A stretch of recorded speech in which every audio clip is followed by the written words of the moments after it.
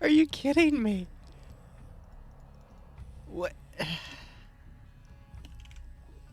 How was that? Okay.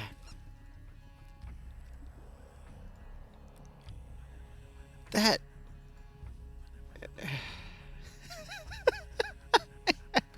Alright, how are you all doing? Wee woo here. Let me make sure. I'm just tapping in and out of my monitors here to make sure everything's set up for today. I'm just really concerned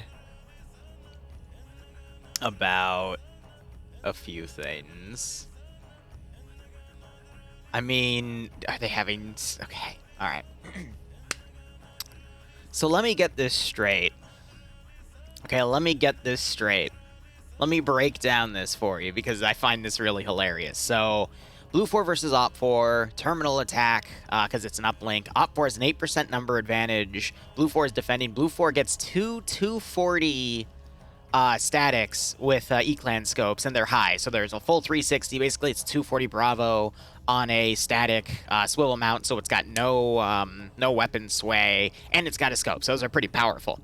They're fighting with that. Oh, and then also they have a single mat gun with a SMAW. But the SMAW only has 1 round and no HE. They're fighting... I'm expecting to see Op 4 having, like, infantry, mainly. No, they're fighting 2 BRDMs, a BTR-80, oh, and then 2 Gaz Vodniks PKTs, and blah, blah, blah. Okay. For those two 240s, I could understand maybe the BTR-80 and the Gaz Vodniks, but 2 BRDMs on top of that. I'm hoping to God that's a misprint, and the BRDMs are like the PKT version, even though it would say something else, and they're usually good at listing their assets. But this one, I'm like... You're dealing with 2 240s, which can't penetrate armor, and the small gunner only has 1 round, which means you need a full group on Echo, which they do, and they're giving it to Slushy with Sam and Lolo as assistants. Send in Goat Team 6. And they have Iander, but Iander didn't take it this time. This is not Pog. What on earth? Axel, this isn't Pog. You're right. You're right. So why did the title... That's weird. All right, 1 second. Let me tab out again. I think it's one of those things where I have to spam the update button. Try refreshing your page and looking now, because everything's right on my OBS screen, but sometimes there's a title bug where it sends the update to Twitch's server to update it, and it doesn't actually update, and it's like, what are you doing? But no, that was just a bug there, so that should be fixed now. But thank you for letting me know, because on my end, it says the right title, but for some of you guys, it might not. And usually refreshing your page fixes it, but sometimes it doesn't let me send, like, the message request to change the title doesn't go through properly. So that's why I rely on you guys. So, Axel, thanks for the 10-month resub, and thank you for the reminder on that. I hope you keep enjoying the operations. I hope you get a nice kick out of this scenario. Malin. It got copied from the RON file? Yeah, that's what I was hoping. Because 2 240 Bravos does not equate to 3 vehicles that are up-armored with KPTVs. Thank God for that. Oh my God. All right, Malin, what's the real mission description then, if you don't mind pasting it to me so I can get the proper thing? Because this looks like 2 terminal, so that's correct. Clear the prediction for now, Don. Let's let Malin...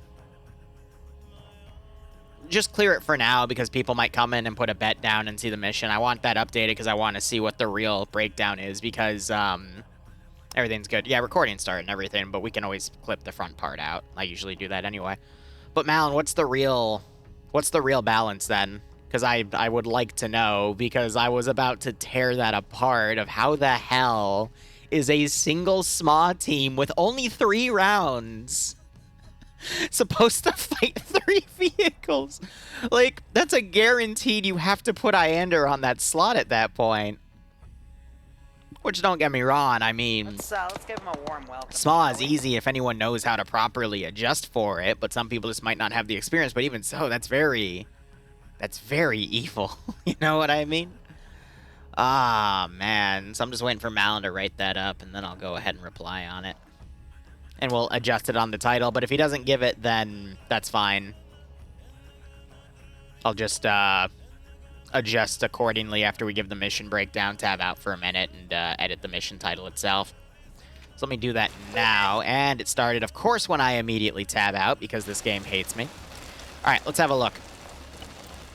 So up for, we've got a BTR, we got 2 Gaz Vodnik PKTs, we have 2 BRDMs, so that is correct. What does Blue 4 have to counter then?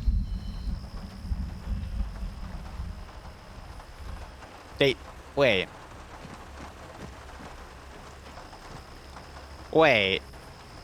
Malin, why do you gotta give me false hope like that, Malin? Malin, why does this... Oh my god, we're actually doing this. Alright, all of my platoon mates, I can have you meet up at the north side of the road. We do a briefing in about... Yeah, put the pull back up, Don. Same thing, because apparently it wasn't a misprint. Alright. For the record, Op4 has 3 up-armored vehicles with anti-material ammunition, and Blue 4 has 2 static turrets that can't penetrate them.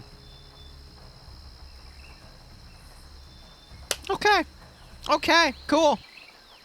Right off principle, I'm going to say if you want a safe bet Op4, but let's see where the player bases are, because, yeah. I better see Scandy and Papega on the same side over here, because if I see Papega... I actually don't see Papega. Pockets are ready to risk it all on this prediction. All right, hold on. Don't bet yet. Let's get into the details here and see what we got, all right? So, briefing here. Mission made by Friday Night Fight. Well, Friday Night Fight, for your first mission I've ever seen you make, it's a little bit of a silly one. If you don't like the rank, lower your volume gain. Very standoffish there. Very my way or the highway. I like it. All right, cool. 10 PC Lemon Pepper, thanks for a 6-month resub. I hope your e-pockets are ready for this one. And Sean, I remember you, buddy. Sorry to hear that you have a new Twitch account. Hope everything's okay with you.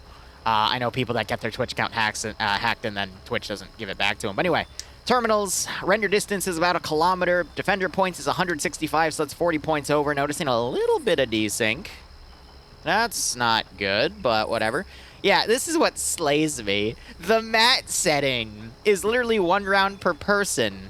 So with 1 gunner and 2 assistants, they have 3 rounds total, and they're fighting 2 BRDMs and a BTR.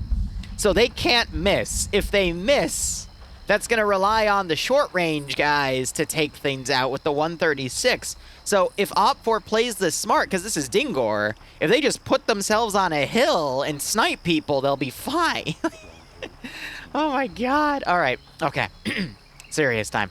Blue 4 are modern Dutch Army camouflage kits. All right. Their loadout's going to be M16A3s or M4 carry handles. Glock 17s for their secondary. Mini-Me's for their light machine gunners and Alpha Bravo Charlie. FN Mags for their Delta gunners. M136s for their single-shot disposable AT, which they get in Alpha Bravo Charlie. I'm going to take note of the amount of gunners they have with that, and I do see Papega on. All right. So this is a very interesting balance, but I'll get to that. Crew and Aviation get a choice of an MP7 or an M4 carry handle. Assets, they have 2 transport Humvees, 2 M240s, which cannot penetrate a VRDM or a BTR's armor, but they get a scope on it, which is nice, and 3 transport trucks. Meanwhile, they're fighting Op4. Op4 have modern Chechen Force camouflage kits, so black armor. AK-74 MRs with only UK's railing, which means they only have Eastern optics, not Western optics. I had someone tell me a Zentico was an Eastern optic earlier, and I didn't want to get into that argument. Or they can have the AK, an AKS. Op4 else get the MP443 Grach as the secondary handgun. Light machine gunners and Alpha Bravo and Charlie get the RPK. Medium machine gunners get the PKP and Delta. Light anti-tank is going to be an RPG reloadable. Crew and Aviation get the choice of a PP2000 or an AKS. Otherwise, their assets include 2 BRDMs with all the ammunition in the KPTV and the PKT. All right. That's kind of worrisome that people are constantly connecting and reconnecting like that. Seems a little suspicious. But anyway, they got 1 BTR-80 with full ammo. They got the 2 guys Vodnik's PKT, which honestly those are death traps because you don't move with the gun turret, so you're like literally a static head that you're going to get shot in the head. Pickled, I appreciate that. That's what I try to go for, just to go through everything real quick. Iander does not have the AT, but we'll get to see what he is in Charlie. But nonetheless, Pickled, thanks for the 60-month resub. Hope you keep enjoying the operations. Hope you get a nice kick out of the scenario. But otherwise, Op 4 also has 5 transport Gaz Vodniks. Looking at Blue 4's roster, we got Night Owl commanding. Dingo is the 2 IC. Now, let me spice Blue 4 up here to make this a little more fair. I'm a little worried about this desync, but that's fine. Dingo is the head honcho of the EU branch, also a personal friend of mine. I'm going to be honest, if he wasn't a friend of mine, I probably would have gotten banned from commentating FNF a long time ago because he puts his back for, he sticks up for me, essentially. Patriot is the Alpha Squad leader. Seismo is the marksman. Marksman appears to be Scar H's with ACOG scopes or E-Clan, so that is nice to see. HB Mutant being the medic. John is going to be Alpha 1 lead with Legal Action, Zoni, Flux, Artisan, Roster, and Schnuffles, so that is a full Papega Pirates team. So Papega Pirates on Blue 4. PJ leading Alpha 2 with Moloko, Olaf, and Femboy. Bravo being led by Ash with Harana as the marksman, Majorcon as a machine gunner. I guess in Bravo 1 that he joined up in Bravo 2. Otherwise, Little Elite, thank you for the 29-month resub. Hope you keep enjoying the operations. And I do hope you got a nice kick out of this scenario. And kicks, of course I'm wearing my bathrobe. That's the official Zeus and commentary loadout for me is the official green robe. I wear it almost every stream because it's comfy as hell. Anyway, Eric being the Bravo 2 leader with Tackle Bear, Swallow, Arcor, and Banks under him. Lusode leading Charlie with Mike as the marksman, Crazy as the medic, Solomons as the Charlie 1 lead with Ameth Balls, Martin, and Rodrig, Gogu with Charlie 2, and Pro Hunter. Iander leading Delta, so Scandy's taking the machine gun team. They're going to be a little useless for this scenario. Because their weapons aren't going to be able to penetrate a lot of Op 4's vehicles, but they can probably still harass on where they go. So Azurai being the 2 IC because he's got the GL, Yanni being the medic, Whiplash leading Delta 1 with Cullis, Nimia, Katz, and Pertin, Nemesis leading Delta 2 with Nas and Flying Finn. Kiri leading the Echo team, Slushy being the AT gunner, and Sam and Lolo being the 2 assistants, so they have all 3 rounds. We'll see what they do with them. Major Khan being the Bravo 1 medic, not sure if he left the group, so he might have to rejoin. Everyone bouncing about with advanced movement stop, server trying to sync up. All right. I don't think it's an advanced movement issue. I think it's just the server's being a little cranky today. Otherwise, looking at everything here, we got Puma commanding, Op 4 with Grav as the 2 IC, Arcane leading Alpha with Ripper as the marksman rifle 4, Op 4 is an SVD. 1 second. Honey, are you okay? Okay. She's making bread upstairs, and I just heard something fall in the kitchen. Anyway, Mike being the medic, Blam being the team leader for Alpha, Mackenzie leading Alpha 1, Joseph, BI, Revoke, and Tim Kappa under him, no Alpha 2. Kabubi Face leading Bravo with Rufy as the medic, Steve is the marksman, Azu... God damn it. Leading Bravo 1 with Wiki, Finn, Japer, Fons, Jabby, Huniver, and Goldman. Astrid... Who the... Sorry. Astronaut leading Bravo 2 with Sumic, Teko, Wujek, Marty, Wombat, and Cool Kilda.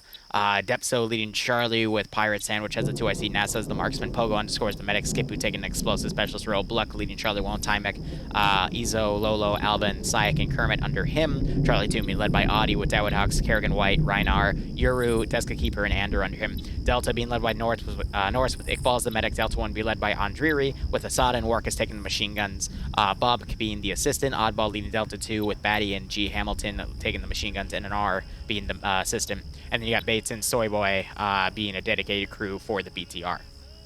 Now, let me break this down in the most balanced way I possibly can think of here. So Op 4, they've got 2 BRDMs and a BTR.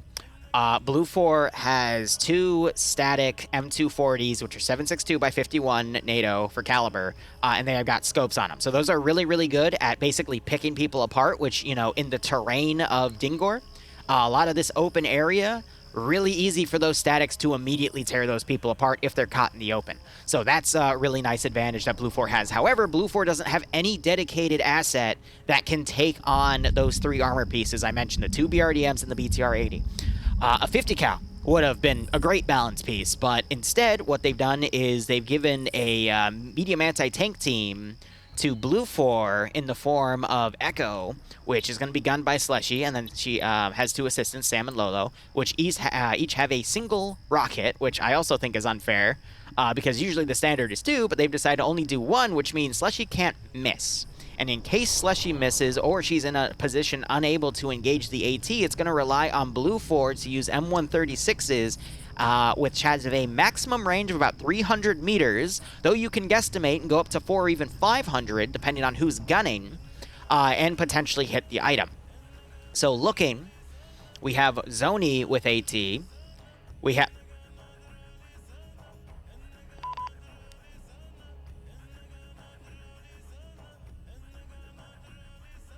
Okay. All right. Thank you. Really cool.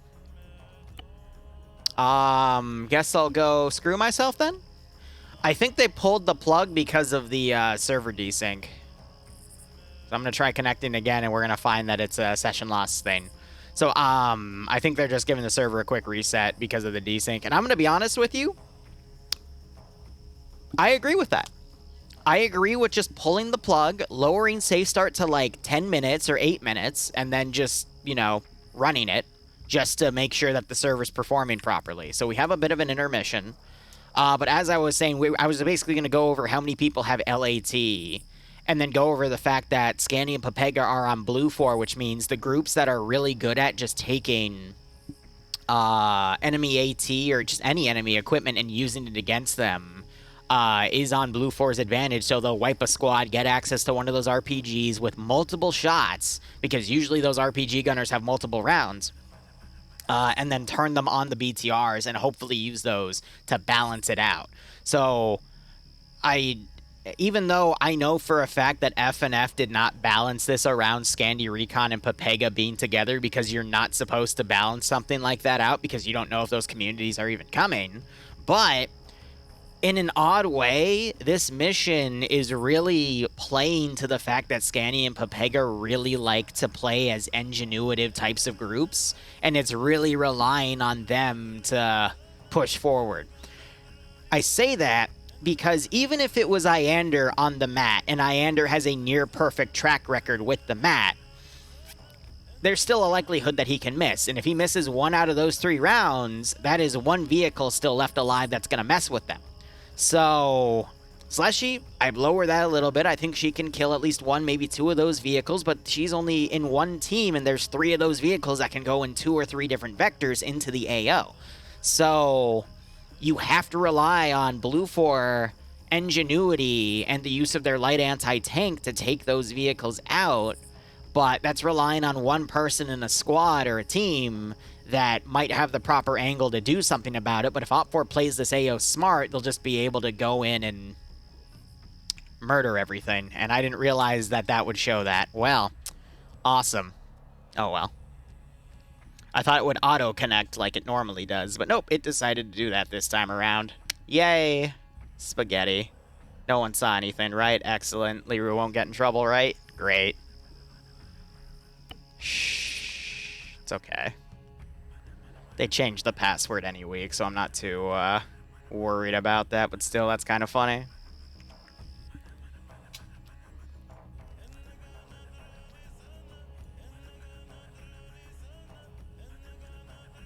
Yeah, first round again.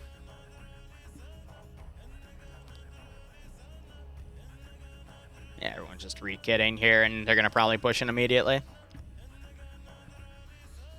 So, yeah, I mean, on pen and paper, and, like, on everything that I know FNF stands on, this is probably one of the worst balance jobs I've ever seen.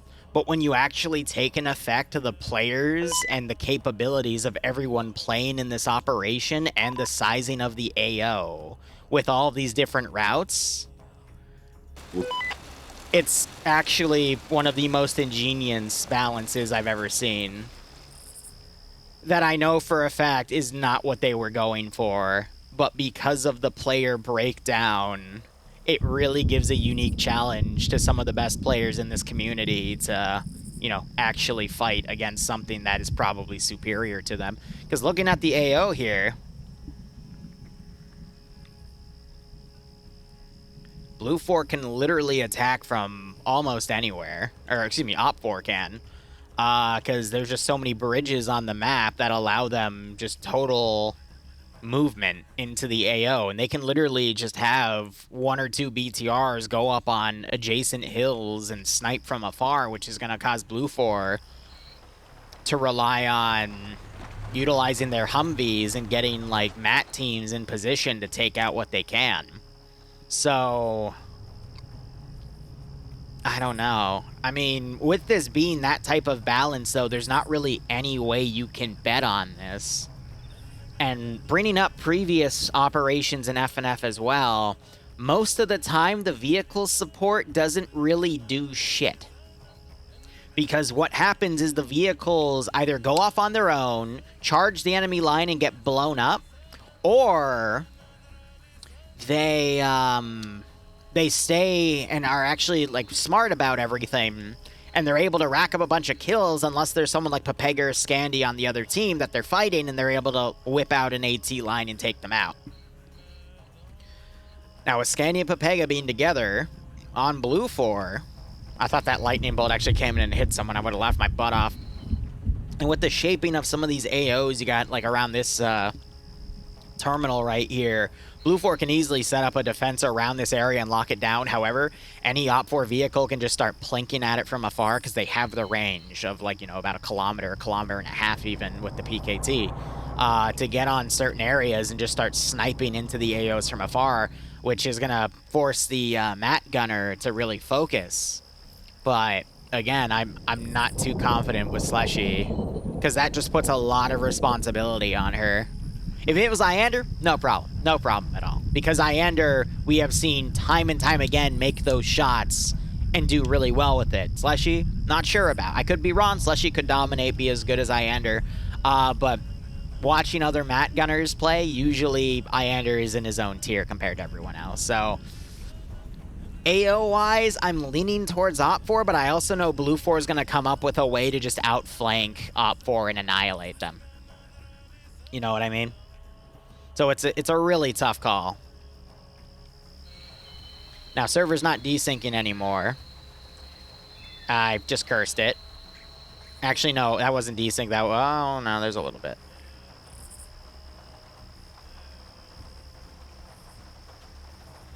So you gotta wonder what that is, and there's a few options. One, it could be a DOS attack or a minor DDoS attack just clogging up the server. Two, it could be that people are connecting with stuff that they're not supposed to, which we did see someone connecting with Blastcore. Based on the fact that we're seeing people losing and reconnecting, though, it does feel a little more like some sort of DOS or DDoS attack because this is the type of messaging you normally see with it, and that just adds to the connectivity messages back and forth.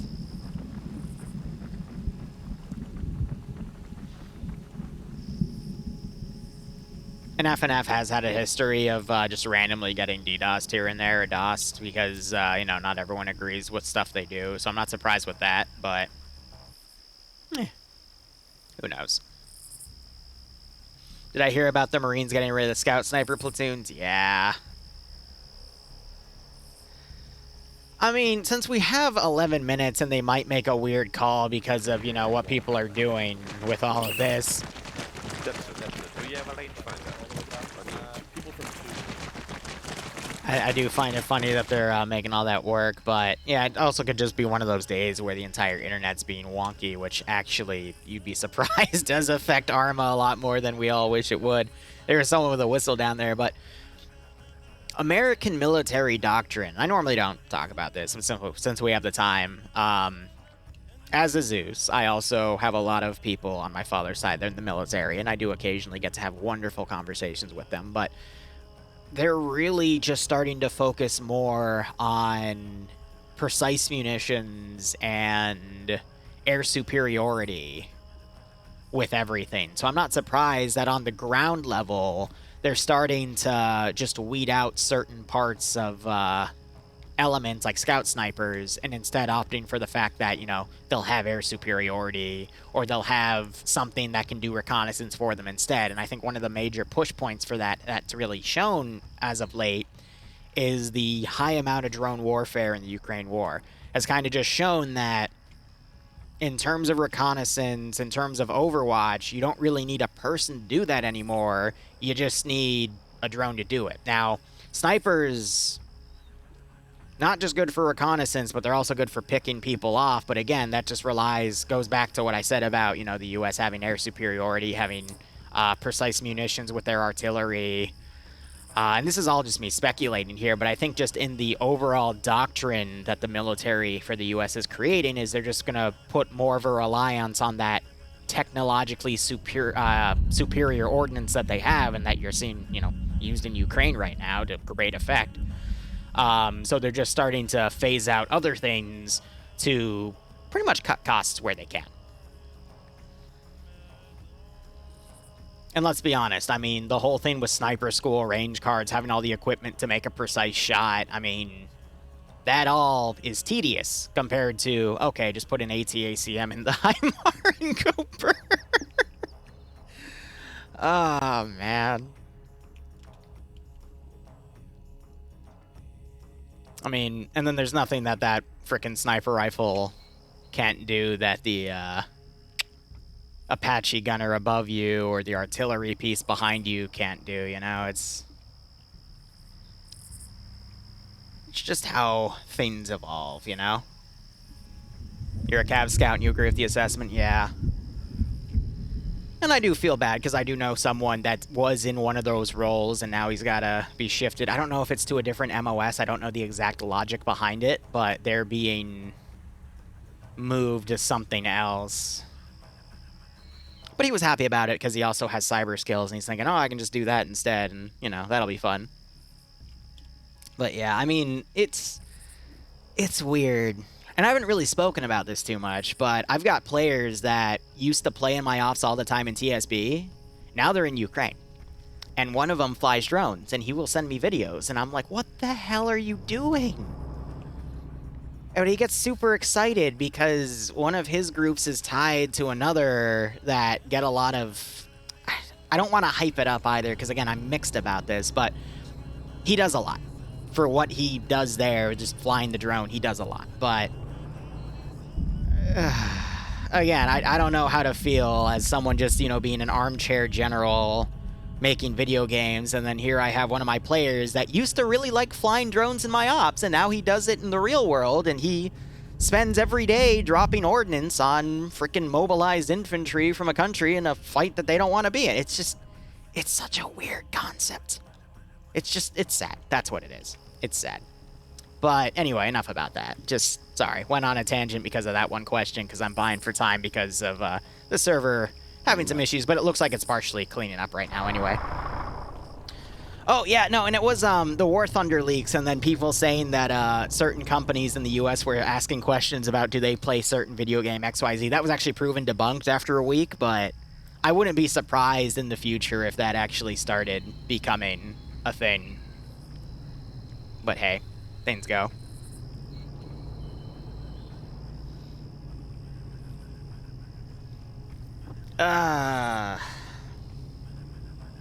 Great. Now I just feel sad.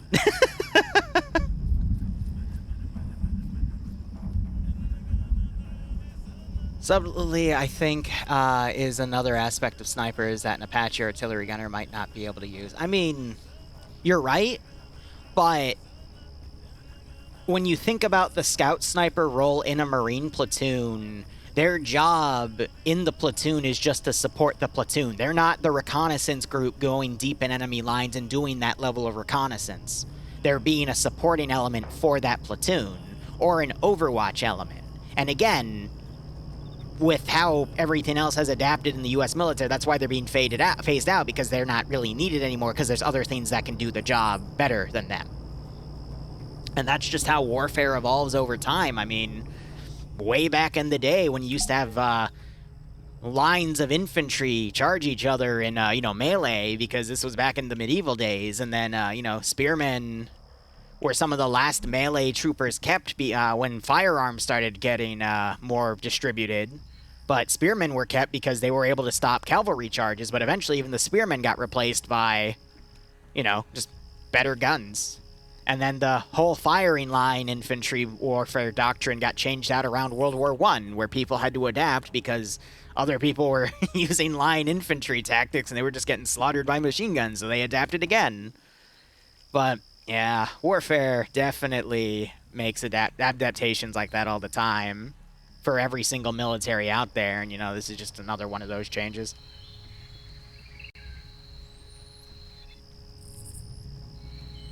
You have an idea to a campaign. You played Warframe a long time ago. I have thought about Corpus versus Grenier a long time ago, but we don't really have the asset. Wait.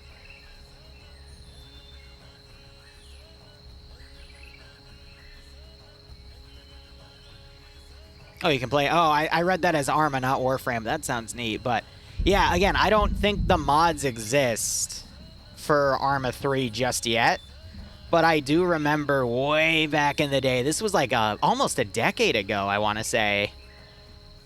This was about, God, junior year of high school was actually like a decade ago. My God, I'm old. But yeah, no, I would literally run around with a freaking Dara, which was the main rifle that the Corpus used, because I loved that thing, because I turned it into an SMG, but it was just such a freaking... It was a high DPS weapon, and then back when they started doing events, I had these Wraith Twin Vipers that if I ever needed to get out of something in a pinch on a tier 3 or 4 mission, I would just pull those out, kill everything in front of me, and run. But, my God, that unearthed a memory. Jesus. D-E-R-A, Dara. But I'm not even sure if those exist anymore in the meta. And, you know, I mean, a decade later, weapon balance is probably completely shifted around. But, ooh. I would fly around when the Zephyr Warframe came out. That was my main.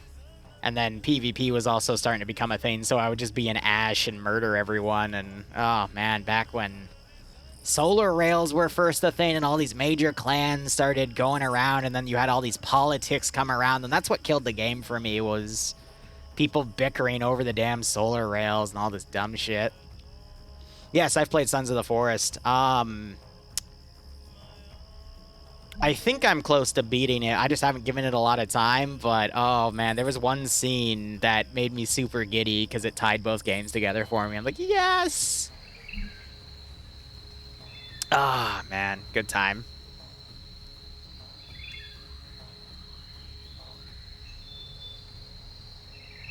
I didn't play... Warframe back then was still free. I never paid a dime in that game. It's really funny, though, because I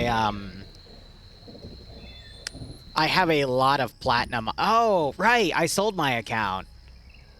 Yeah, no, I had like 4,000 or 5,000 of the premium currency because I would, after an event, I would buy up all the special mods or whatever they were called.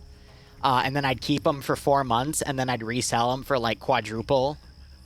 And yeah, I grew like 100 or 200, whatever that platinum premium currency was, and I grew it into thousands over the course of like a year and a half.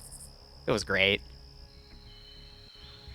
But it was also because I had a few really nice rare mods that I would just spend hours, evenings entirely grinding for, and then I'd sell that for like 20 or 30 or whatever it was. But yeah, that was also back when I was friends with a lot of different people, and I went under a completely different name and all that other fun stuff, but my god. Sons of the Forest is literally colonization simulator because you have firearms, which granted, you had an old pistol that could one-shot anything in the regular Forest game, but it was really tedious to get. This one, it's like, hey, swim out to that boat. You get a handgun now. I'm not gonna lie, though, the, once you get the crossbow, though, like, it doesn't matter. The crossbow, as long as you know how to aim, that'll one-tap almost anything. And any of the bigger mutants, it'll easily dice up. But anyway, getting back to this mission, you got a vehicle going out ahead. What on earth?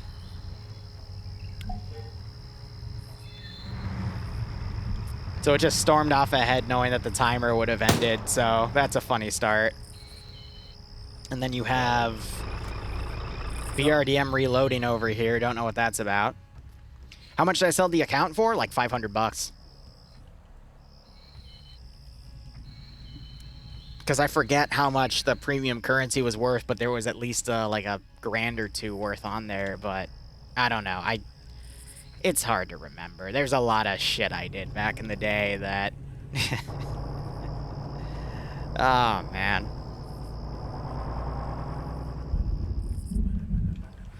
All right.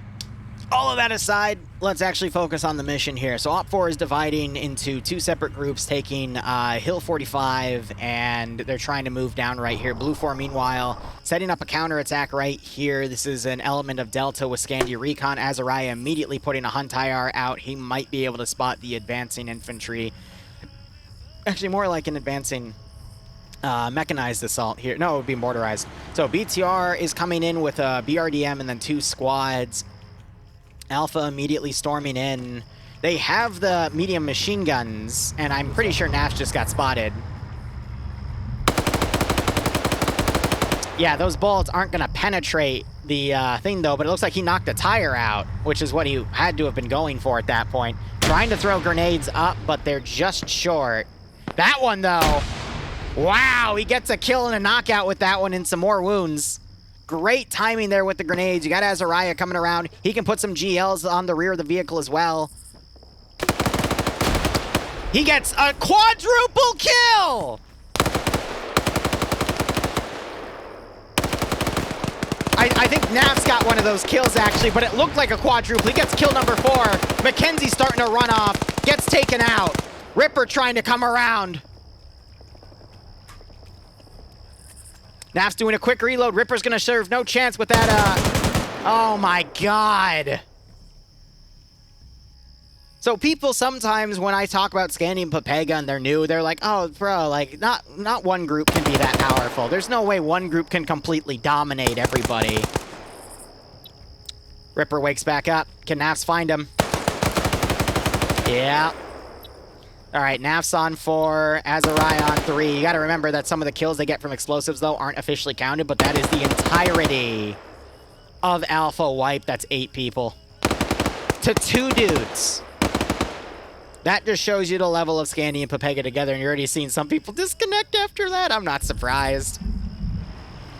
And again, why did one infantry squad go into that town alone without a support element, which they had? Not either go in, back them up, or anything. It makes no sense. You know what I mean? They came in with the convoy group, and they decided not to do anything with it. So it's like, what are you doing? You're shooting yourself in the foot here. Ay, ay, ay. Here, 1 second. I gotta write these down.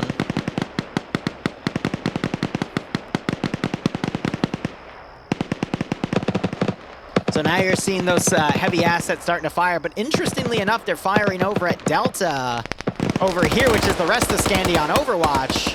They're going to trade fire with those machine guns, but again, there's nothing they can do about the BRDM or the BTR.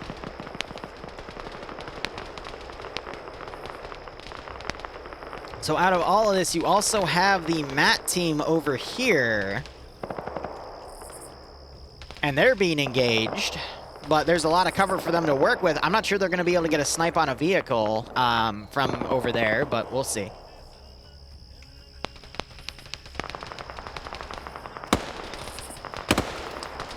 John, the world may never know.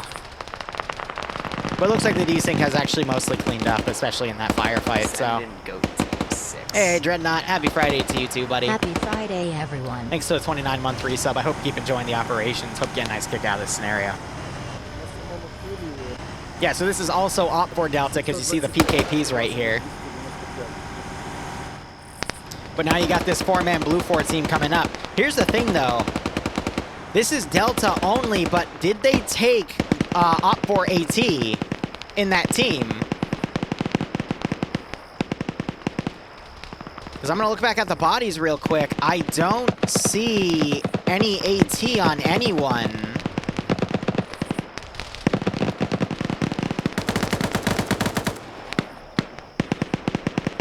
So they don't have any of that that capability, period. There's a Huntayar in the air. They're shooting at it to basically get it lost. So they don't have any way to take out the BTR or the BRDM. And the guys up here don't have that capability either, but they're trading grenades right now. Azariah, ooh, that grenade goes far. Careful about the grenades. They can roll back down. Nap's doing a wide flank. Norris gets knocked out by Nemesis. It's the Scandi special. Nemesis gets taken out by Oddball. This is not the best position to be assaulting. They should have waited a little longer before they made up the hill. Norriswig's back up.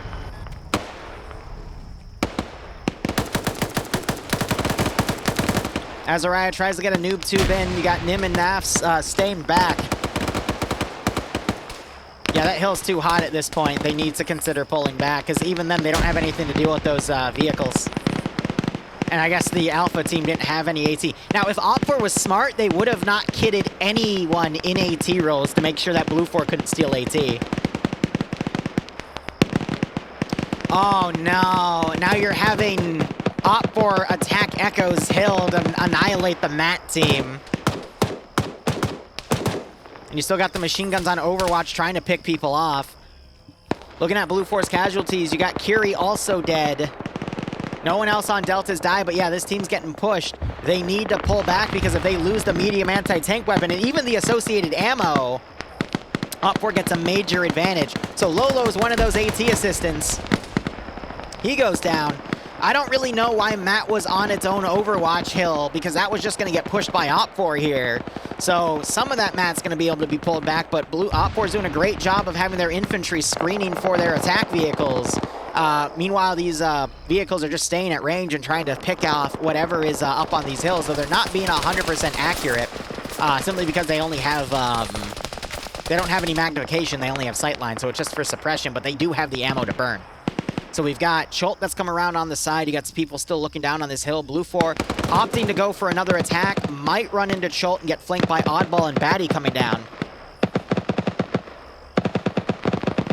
And then you got these two guys over here, which now they're allowed to actually send individual or small groups of infantry out for Overwatch like that. That's been a recent rule change. Naf's getting flanked, trying to stabilize that 240. Unable to as Cholt goes in for the kill. Batty also firing. Nimia tries to get some shots on Cholt, knocks Cholt down.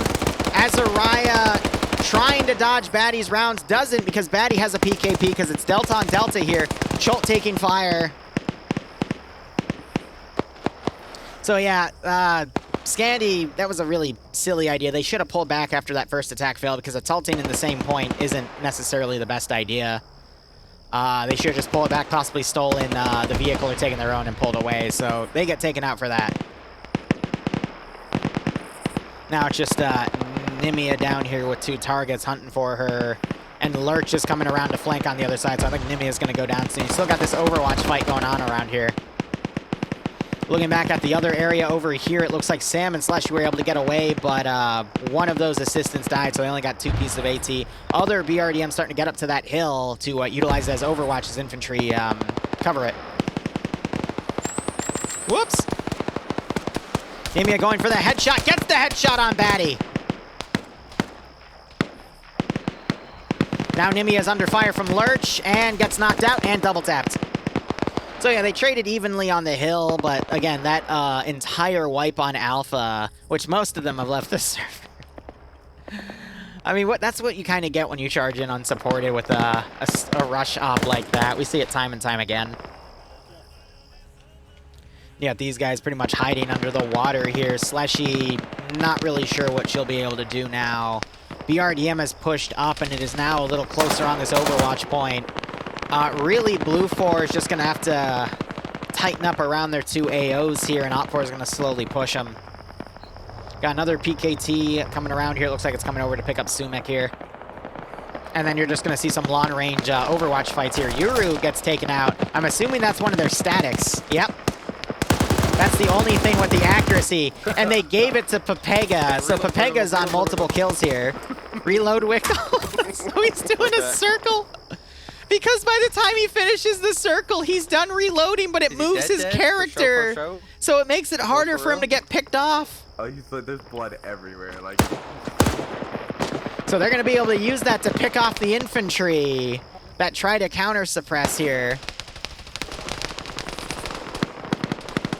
And that's going to help halt the advance of the infantry. So they're letting Scandy basically hold a flank by themselves, though they're starting to pull back. They got a massive amount of kills with that ambush.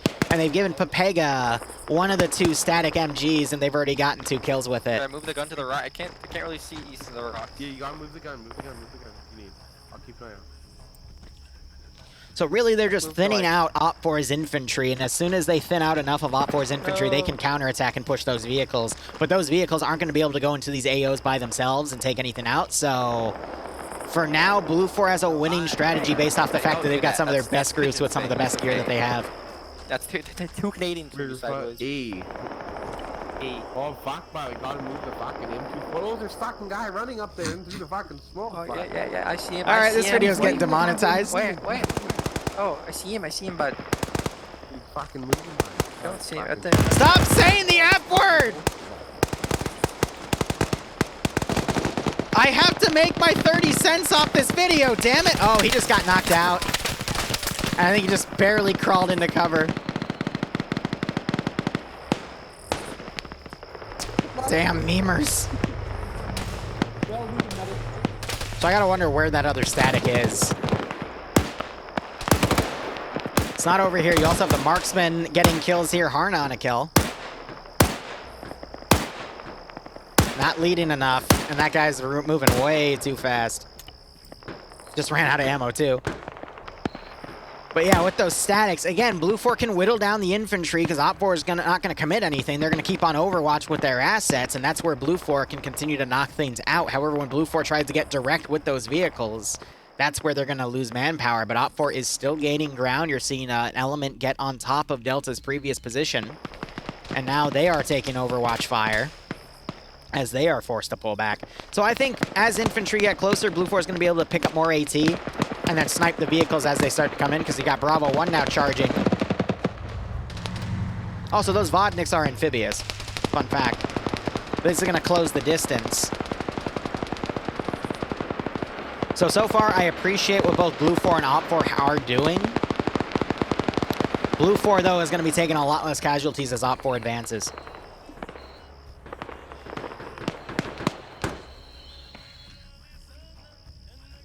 But, again, it's really weird how this is properly balanced out because of who they decided to put on what side and the plans that both sides have been going with.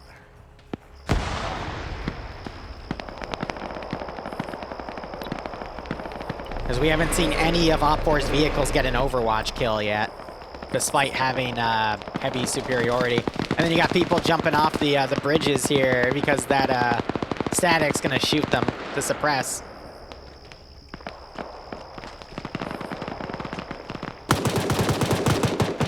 So you got more KPTV rounds coming into this building right here, but they got some HESCO barriers and sandbags down, which are going to stop those rounds from penetrating.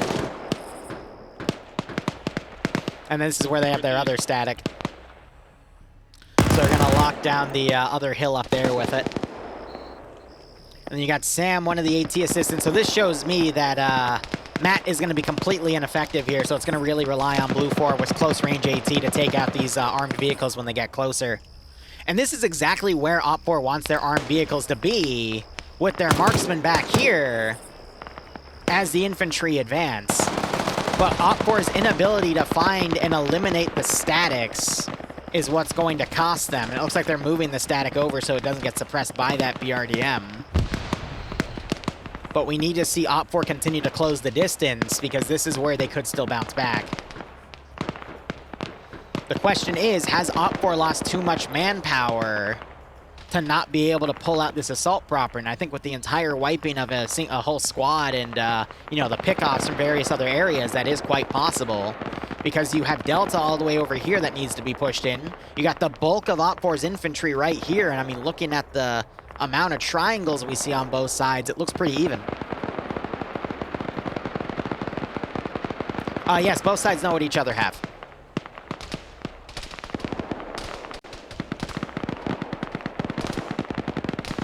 Yes. Blue 4 needs to start blue on bluing. That'll fix everything, right? Because the scary thing is, they might actually start doing it. I've seen way too many groups start killing their own side out of confusion.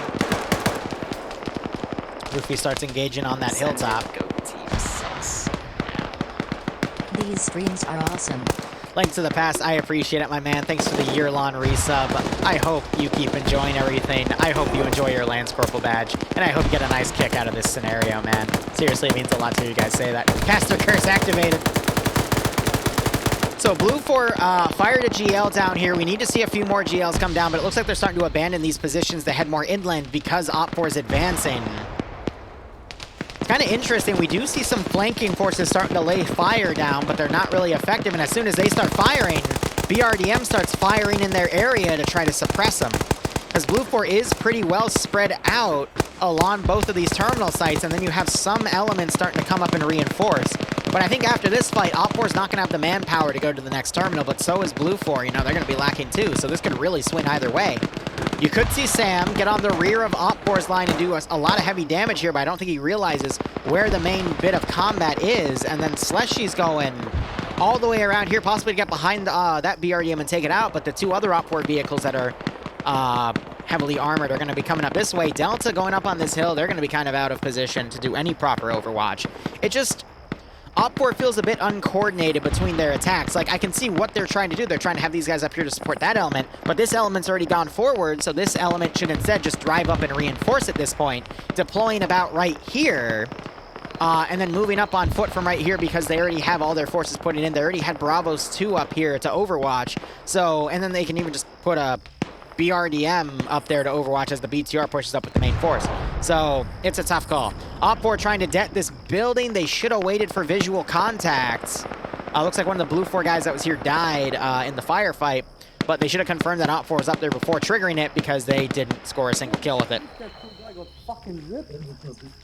And they're double tap. Bro, I think he's dead. If he's floating like that, I'm pretty sure he's dead, dude. Like, don't get me wrong, I appreciate you double tapping, you know, just to be safe. Better safe than sorry, but there's some situations where I think it's safe to say he's dead.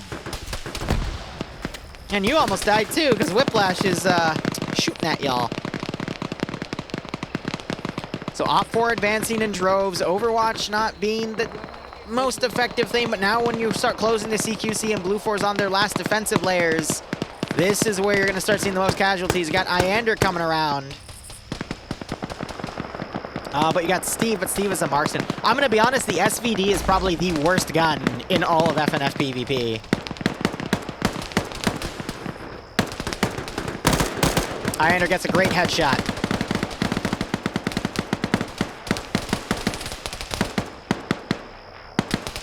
Steve, don't kill yourself with your own grenade.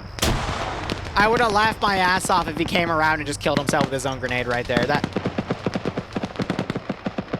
Thank God. Okay. Okay. Take the enemy weapon, confuse audio ID. I know what you're going for. Oh, God. Steve, no! Ow! Iander gets knocked out into cover. People trying to cross the open street. You got more Op4 coming in along the rear. And now you got Op4 advancing as infantry around here. 6. Spartan Nation, thanks for a 39-month resub. Hey, you didn't say it, which means I can have my goat back. I'm going to take that from you right now. Thank you so much. Hope you keep enjoying the operations, and I hope you get a nice kick out of this scenario. But he always, as his sub-message, tells me I can't have my goat back, and I finally get it back, because he didn't say it this time. And you thought I'd forget. That dude just ate a face full of lead by Flying Fin. Looking at the rest of the map here. Slushy getting on top of this hill. Still in Overwatch. You got these two Blue 4 guys coming back on foot. Op4 now in a great position to lock this area down. Goat to be kidding. God damn it, Natty. Alright, you got GLs going into some of these buildings. Iander woke back up. Steve is still back here. Iander might get tunnel vision along his rear, or he'll continue forward. It's really tough to tell. But he's the only one in Blue 4 in this area. Now you got the BTR and the BRDM starting to lock this area down with Delta. That's causing Blue 4 to pull back more closer to the cache. They got Overwatch on the other side, though.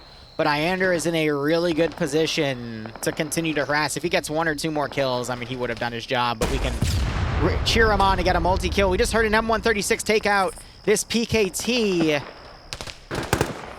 BRDM, I'm trying to figure... excuse me, Vodnik, I think that was Wheaton. No, it's tough to tell. Hi, Boo. How are you? Thank you.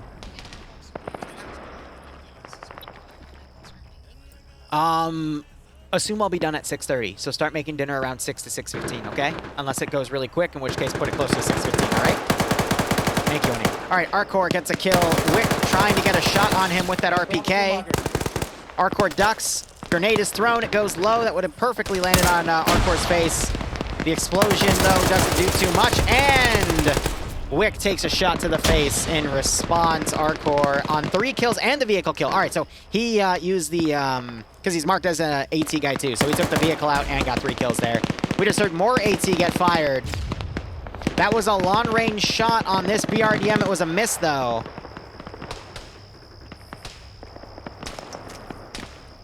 Slushy trying to oh my god, no way! No way! Oh!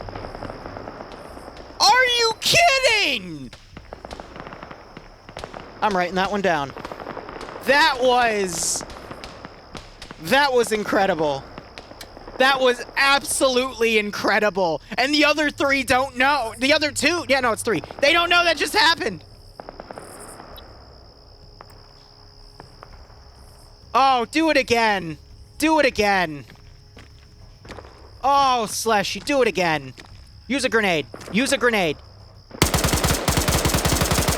Okay, 1, 2. Ran out of ammo.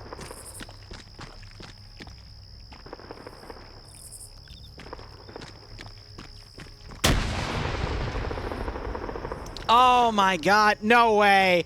No freaking way. Okay, no, that's gonna double tap Pogo. Oh, it blew up too early. Depso's charging. Slushy hears him coming. Oh! On 4, but he doesn't see Pogo! Ah! So the slight issue is Slushy needed to focus on the vehicles, but she saw an opportunity and took it. You know what? That was pretty badass. Credit where credit's due. That was pretty badass. Wheaton with the grenade. Oh, I thought it was going over. That was amazing. Another grenade. Oh, it rolls down last second. It would have stayed at head level and blown Timex face off. I can respect it. I can respect that. First grenade was incredible, though. Oh my god. All right, so Op 4 is continuing the push. I don't see Iander down anymore, so I'm assuming he got taken out.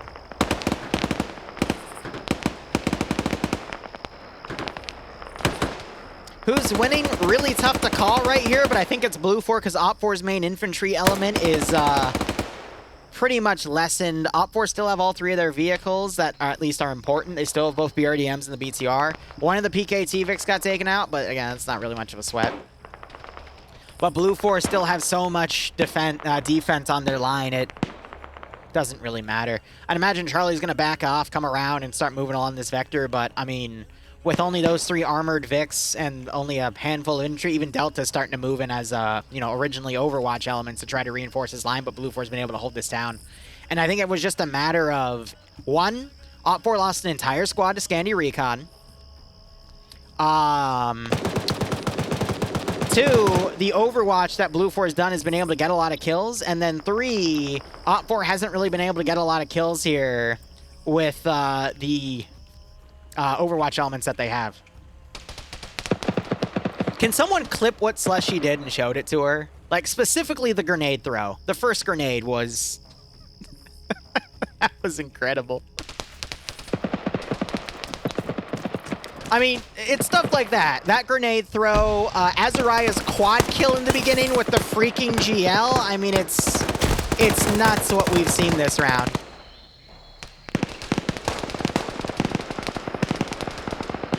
Absolutely insane.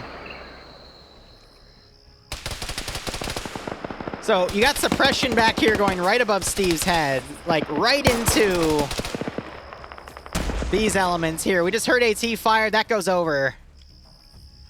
That was another single shot disposable, but they're not going to be able to do much about that. But this is just going to turn into a Lawn Turtle game of Blue 4 holding the points and Op 4 unable to take them.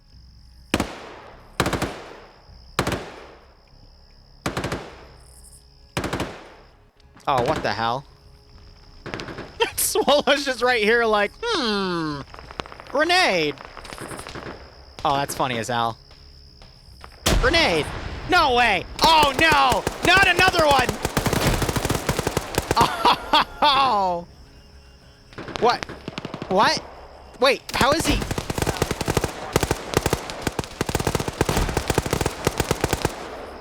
What? What? Swallow shoot him in the back like a dog! Yes! How did that happen? What is this? What is this? Solid snake. Op 4 is just filled with paid actors today. I believe it. I believe it. Now the BRDMs are being forced to come into CQC. Not sure how much AT Blue 4 has left, but they'll be able to take the RPGs off of dead squads. Okay, one dude survived. Stealth 100, literally. And then they took him out. I think Blue 4 almost shot each other, though, but... Oh, my God. Swola on 4, Arcor on 5. I mean, all of Blue 4 has just been dominating Op 4, and now Swola's coming back to double tap. And then Wheaton just spotted Taurus here. Swola's following the shots. Spots Taurus as he's rolling. Does Taurus manage to get the kill? Swola spins around, sits down, and then sits down again. What? Honey? Oh, sorry. Sorry, I'm laughing too hard. Oh my God, this is just the disrespect. The disrespect. If he did it once, I'd go, okay, that was a misclick. Bro sat down twice. He literally, like, just teabagged in front of him. Oh my God. The taunting. Just the taunting there was, oh my God, Wheaton on 2. Now you're having the BRDMs coming around. They're forced to play CQC. BTR also coming in.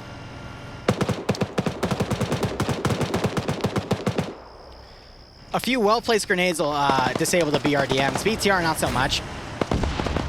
AT fired on Blue 4. Yeah, now they're starting to fire in the suppression areas here.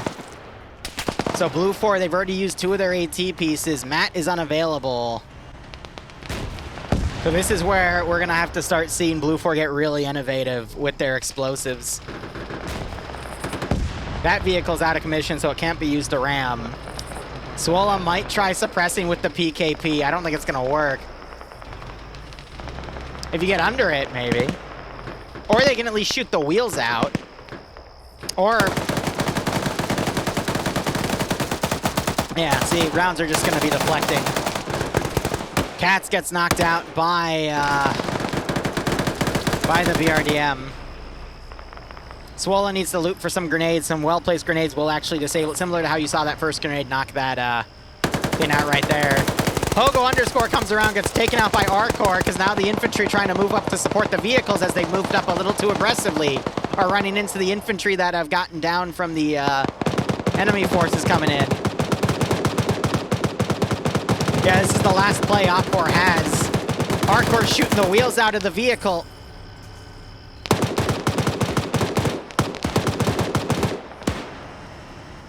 What?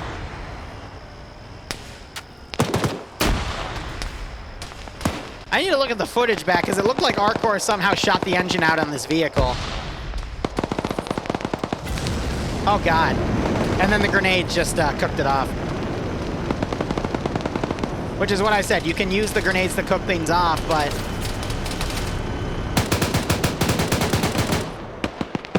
so can a 7.62 actually pen? But that's 5.56. Okay, I need to retest the BRDM's damage models here. Because if I find out that the 7.62 can penetrate a BRDM, then it is balanced. Yeah, they're shooting out. They're just spraying it down with 5.56. Or in his case, 5.45. Grenade goes out. I think that was Swola that just got killed by Arcor's grenades. Arcor on 9 kills. I'll be honest, personally, don't like the guy, but I appreciate him for freaking 9 kills here. It's rare to see someone get so close to double digits in an F&F round. So, respect the skill. Gotta respect the skill. Malin, this has been a weird one. They've decided to get out. I don't know why. Did Arcor just make 10? Yeah. Double digits. I'm just gonna say Op4's paid actors for this one, because this one was weird. This one was weird. Grav coming around on the rear. I honestly have no idea why they just got out of the Vic. The engine has to be damaged or something. Explosives just went off on this area. Another explosive here. Looks like Op4 ran a guy up and started throwing explosive charges everywhere. Terminal is exposed on the ground floor. Vehicle now advancing. Yeah, so the engine's fine. So why did you get out of the vehicle? What are you...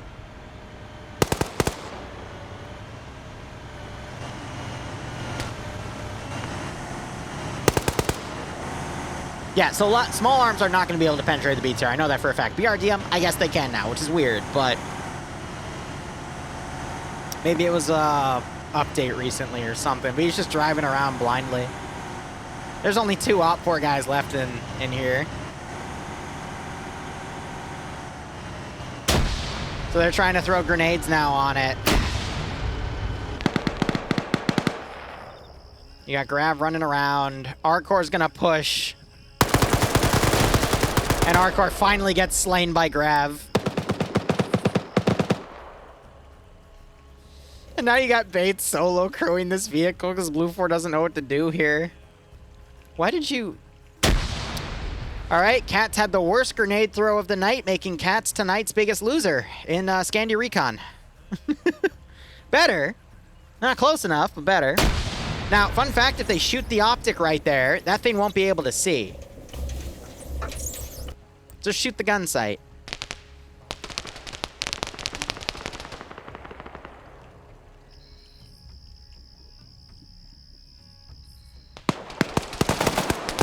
And they can also shoot the turret out and disable it, and that'll...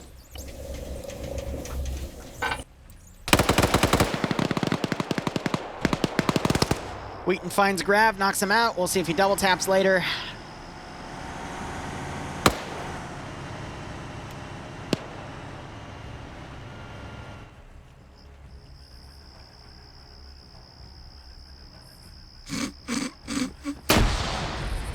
He almost killed himself.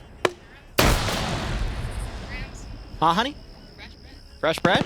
You made it garlic bread, too. 1 second.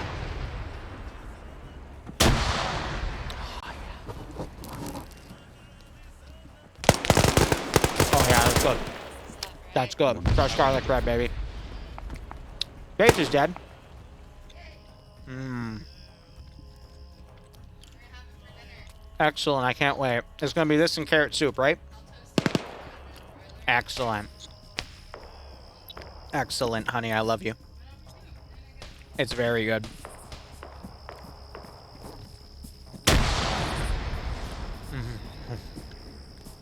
Fresh garlic bread. She was literally, when I started the stream, making the bread. Oh, yeah. This is good stuff.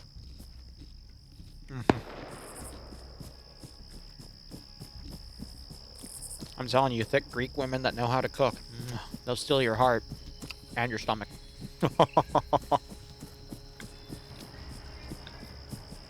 You stole my heart a long time ago. You do whatever you want with me with your cooking, honey. And now Blue 4 is driving the BTR around. And Grav just got headshotted by, I believe, Wheaton. Nope, that was Harna. Single headshot with the marksman rifle. Well, there we go. GG. That was a slaughter. I didn't expect it to be that much of a slaughter, but at the same time, when Op4 immediately lost his squad, McCarthy blew himself up. Brilliant. I knew Op4 was going to have a tough time. A little worried with how Blue 4 Matt got basically spanked in the beginning, but, you know, then Slushy flanked around. You hear cussing? Alright. I need to finish this garlic bread now. Yes! Oh, please! Blue 4 won by a landslide. Alright. Let's see what the next round is. Now, disclaimer. I normally do not eat on my streams because I think that's a little rude of me. Because, you know, you don't want to be watching some streamer while he's commentating or doing something and just hear... You know what I mean? But there are exceptions to every rule. And this one is when your fiance makes you garlic bread from scratch. Not any of that store-bought stuff that you reheat, which granted is also pretty good. This is literally, she took yeast, made bread, and then made a fresh thing of garlic bread, made up, you know, the topping, spread it, cooked it. It was delicious.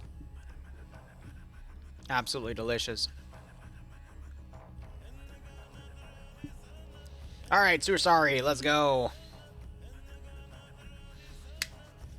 Alright, let me update commands 1 second, please.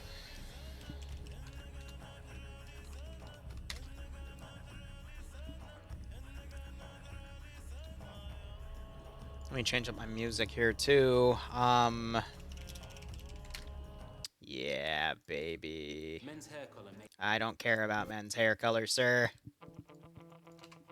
Let me just bypass your ad like a good noodle.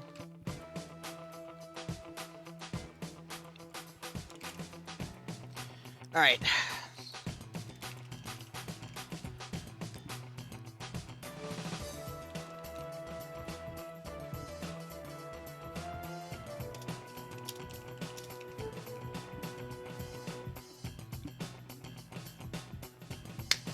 Green 4 is attacking 3 blue 4 sectors.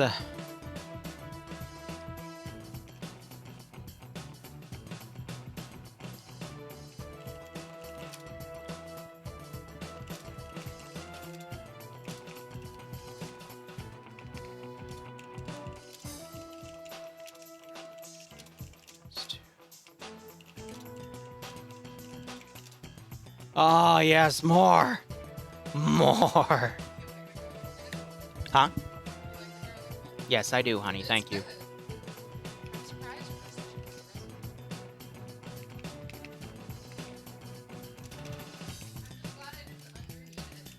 Mm-hmm. No, you needed it perfectly, honey.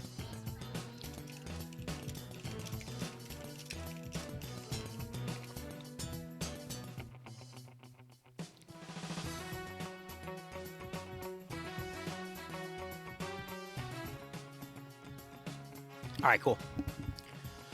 2 guys PKTs. They're Vodniks, though. And then Blue 4 has an HMG Land Rover, so that's going to be able to defeat the Vodniks pretty easily, but hey, we'll see how it goes. More garlic bread. Yeah, that's the stuff.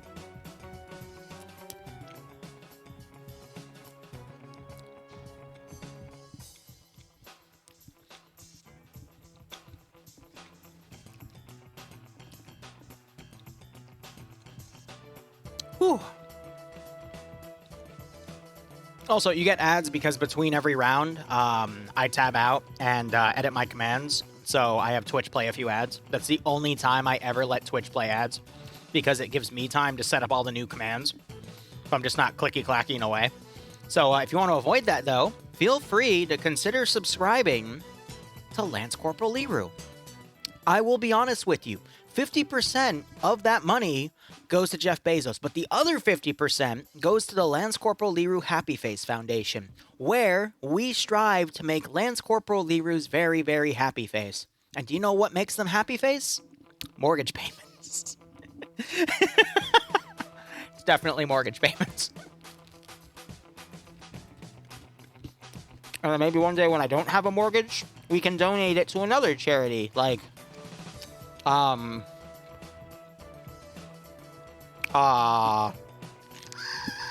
anyway. Garlic bread. Streamer asking for subs? I'm not asking for subs, I'm asking for charity. I'm saying if you want to get rid of the ads, then you sub. I'm not specifically asking you for subs. God damn, this garlic bread's amazing. But you do you. You do you.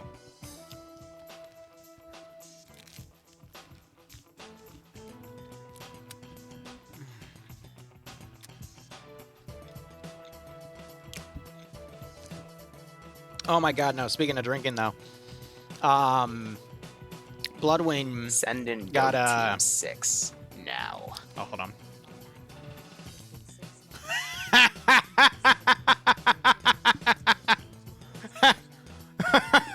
Okay. All right, let me give some context. Moxie Brim has been one of my longest lasting players and viewers. You know, part of the original OG from back in the day. But he absolutely hates being subbed to me. So Mod Addict has decided for at least the past, like, 3 years to constantly give Moxie a gift sub so that he's never free from being subbed from me. And we've kept it going for so damn long. Literally, never subbed to me. Every sub he's gotten is a gift sub, and I completely forgot what month we're on, but if he types, we'll be able to see that if we hover over his badge. But it's at least on year 3, I think. Yeah, it recently expired, and he was so proud to quote-unquote finally be free because we do it in, Mod Addict does it in 6 or 12-month increments. He's gonna come back, he's gonna be so pissed off, he's gonna go, no! Why am I subbed again? I'm just gonna say, you thought you were safe, buddy. You weren't. 54 months, which is... So that's over... Holy crap. That means we've been doing it for 5 years, actually. By the time that sub ends, that'll be month 60, which divided by 12 is 5. Oh my god. Stuck in sub hell for 4.5 years. I love it. I forget. I'm actually kind of old. I've been doing this since 2016, and that was 7 years ago. Christ. I still think I've only been doing this for a handful of years, and I actually look at it, and I'm like, oh, crap. Malin has a 54-month badge, for example. Like, wow, Jesus.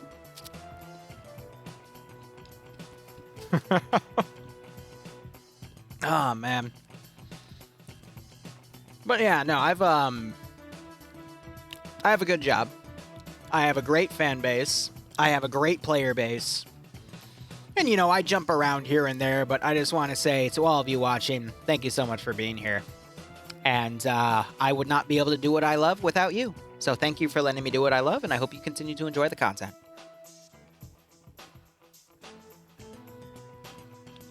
And I want to give another shout out to Bloodwing for giving me garlic bread. Woo! She did it too. Ah, it's delicious. How goes the thing for the wife? So, we're probably not going to do the wedding until 2025-ish, and the reason for that is she's about a third of the way through her master's program. So we want to get rid of that finance.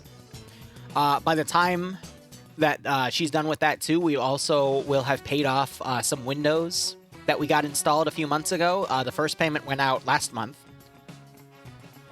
That's going to be an extra, like, $650 a month for those alone, and it'll take 18 months to fully pay off. So we've got that. But she's literally living like paycheck to paycheck right now because her first paycheck mostly goes to the mortgage, and then her second paycheck goes to her college. And then me, with how YouTube and Twitch have kind of hit me, I'm not living paycheck to paycheck per se, but I'm pretty close. But I always have to put away money aside for taxes. So I'm about to get pretty much wiped financially next month. Thankfully, though, a few people have helped me out with that, just so it hasn't been super duper close. And I've been relying more on, Subnautica and DayZ streams to help make up for that. But there will probably be a pay for pain in a week or two. And then DayZ, the server that I really liked, decided to call it quits. So I'm looking for a new DayZ server as well, so I can bring the soundbite stuff back. So that's on hiatus. And then Subnautica, I want to bring back either... We're going to have to do tomorrow because tonight I've got offs to do. Yes, honey?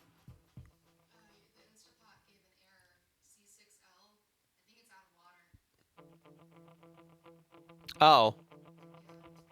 Can you open it? All right, 1 second. Hold on.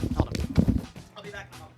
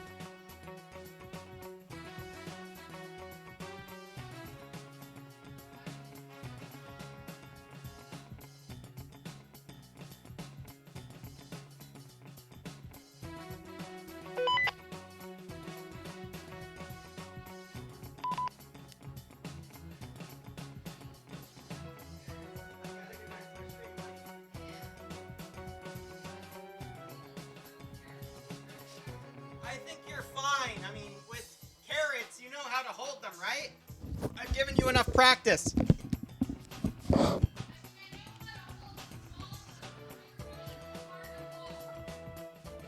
You wound me, madame.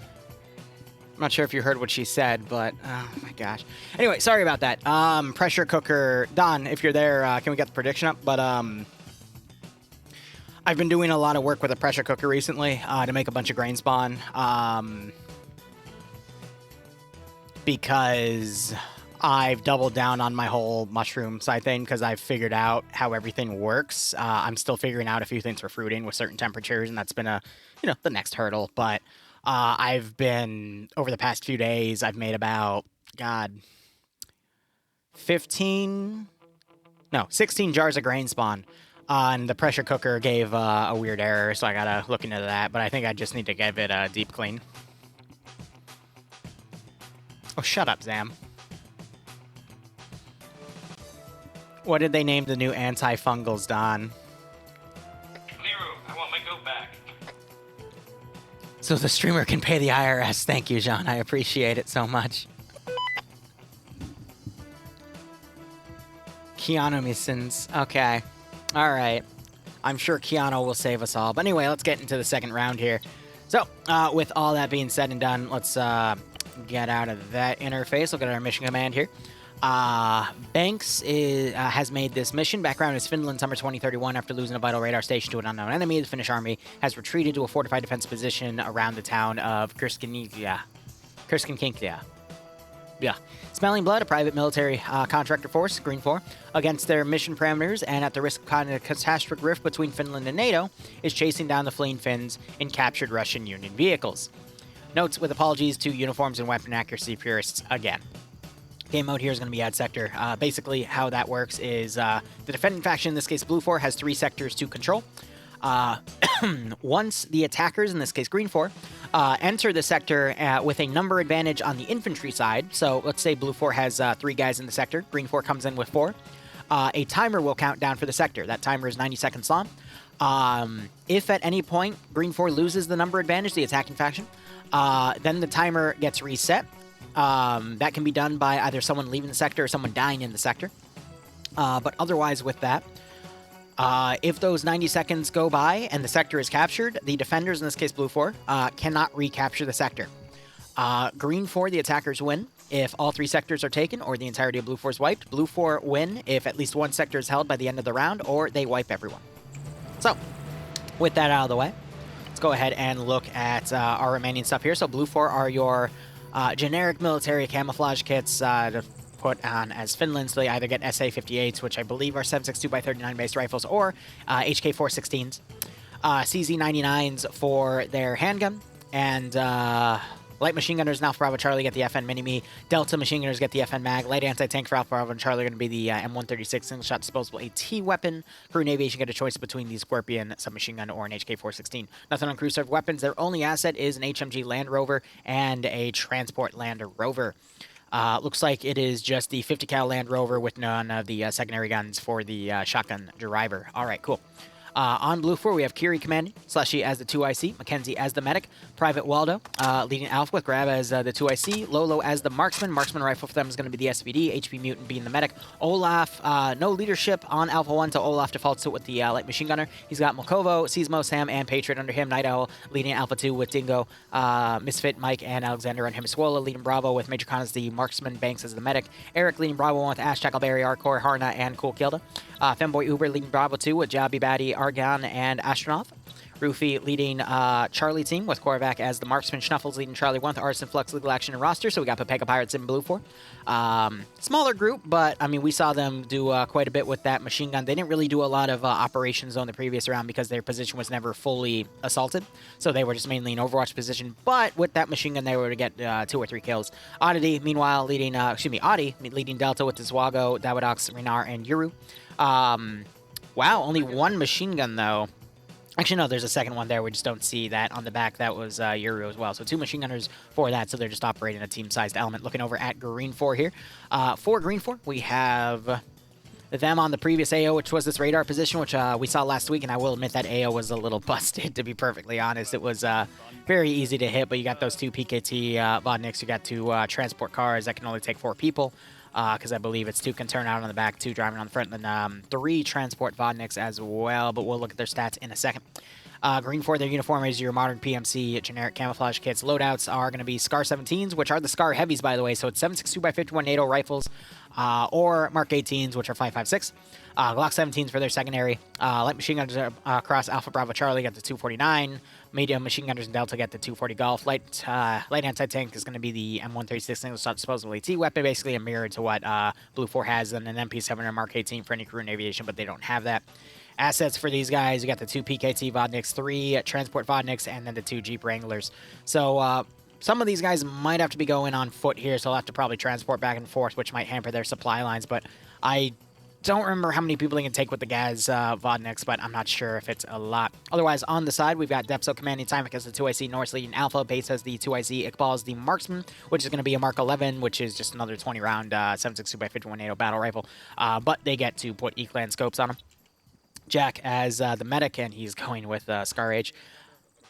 Now, we know it's a Scar H, though, because if you look at it... Oh, he doesn't have a magazine in his gun. Yeah, so there, you see the box mag right there indicating that it's Scar H. If it was curved, then it would have the standard Stanag 5.56 rounds indicating it was a Scar L. Fun fact, Scar H means Scar Heavy, which is the heavier round. Scar L means Scar Light, which is the lighter round, 5.56 versus 7.62x51. Anyway, going back to the roster here, it scrolled me down all the way. Hamilton leading Alpha 1 with Chult, Inark, Soyboy, and Holtz. Luso leading Alpha 2 with McCarthy, Crazy, and Gogu. Scandy Recon in Bravo for Green 4. So finally, after 5 rounds, they have decided, drumroll please, to separate Pepega and Scandy so they're on one side or the other instead of together so they don't dominate every single round like they've been doing the past 4 rounds. Whoa! Look at that! Wow! Anyway, Nemesis leading Bravo with Azariah as the 2IC, Cats as the marksman, Puma as the medic, Yanni Finn leading Bravo 1 with Cullis, Parrot, and Flying Finn, Navs, Nemia, and Steve. Pro 100 leading Bravo 2 with Aim of the Balls, Mike, Cameron, Martin, Rodrigue, and Arby. NASA leading Charlie, so our liaison personnel from OFCRA, which, unfortunate what happened yesterday, but hey, there is always another week. But we have NASA leading Charlie with Pirate Sandwich as the 2AC, Kerrigan White as the medic, and Pogo as the marksman. Bluck leading Charlie 1 with Alvin, Sayak, Lolo, Kermit, Wombat, and Iso. Ander as the one guy and Charlie 2, but he's got a GL rifle. Interesting. Otherwise, we have Steed leading Delta with Azuki, Hunavar, Wiki, Snatchbear, Kabubi, Fond, and Glugman.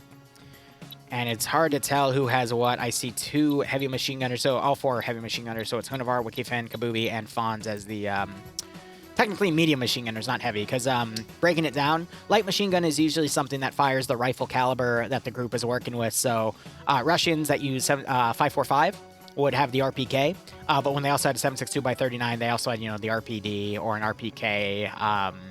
That was chambered in that. Usually, if you're referring to the more modernized RPK with 5.45, that's the RPK 74. For Blue 4, 5.56, 249 or Mini-Me that you would see on NATO, which is chambered in 5.56. But for a medium machine gun, they usually take it a caliber above. So for Blue 4, that's usually a machine gun that fires 7.62x51 NATO. So 240 Bravo, FN Mag, MG3.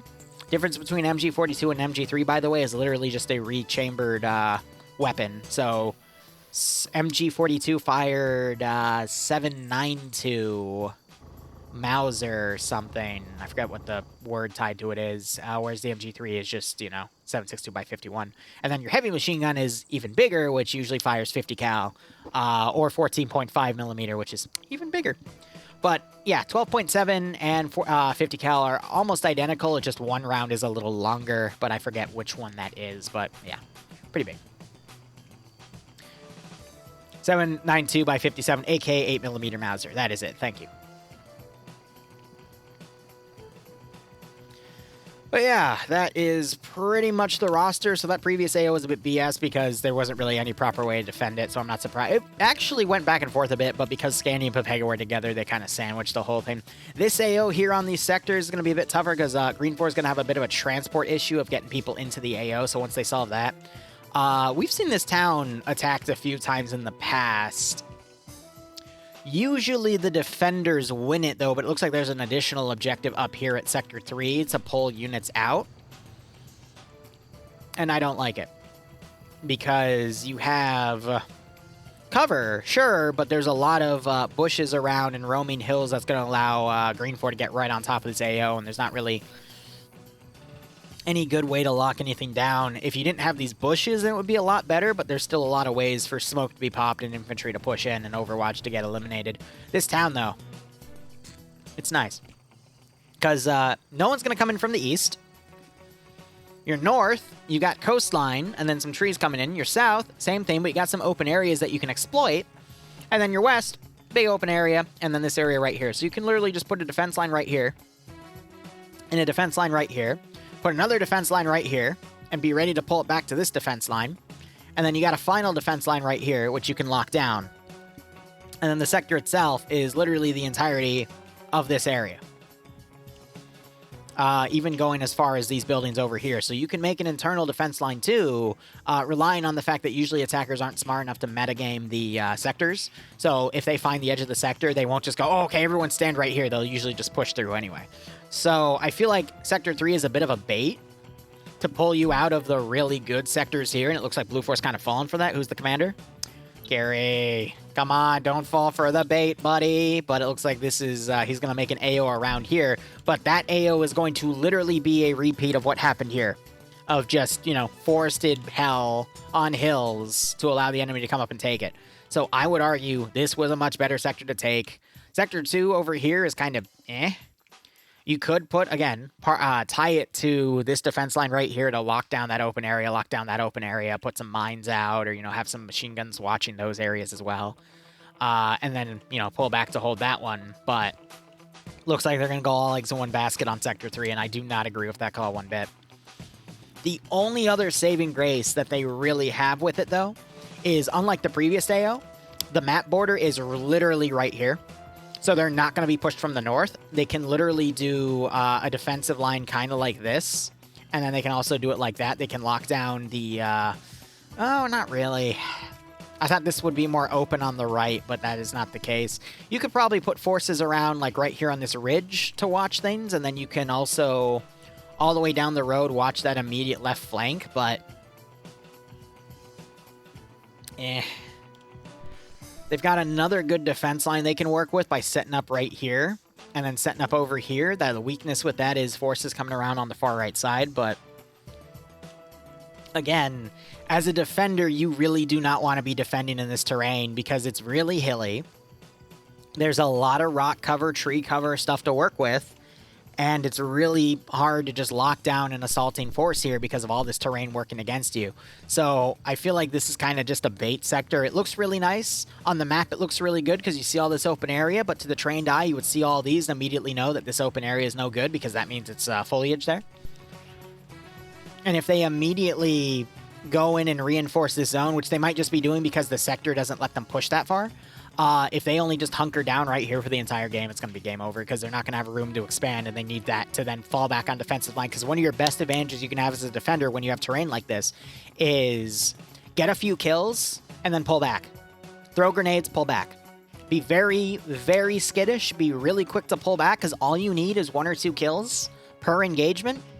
Per side, so you know you got firefight right here, get 2 kills, pull back, don't lose anyone. Another firefight, get 1 or 2 kills, pull back.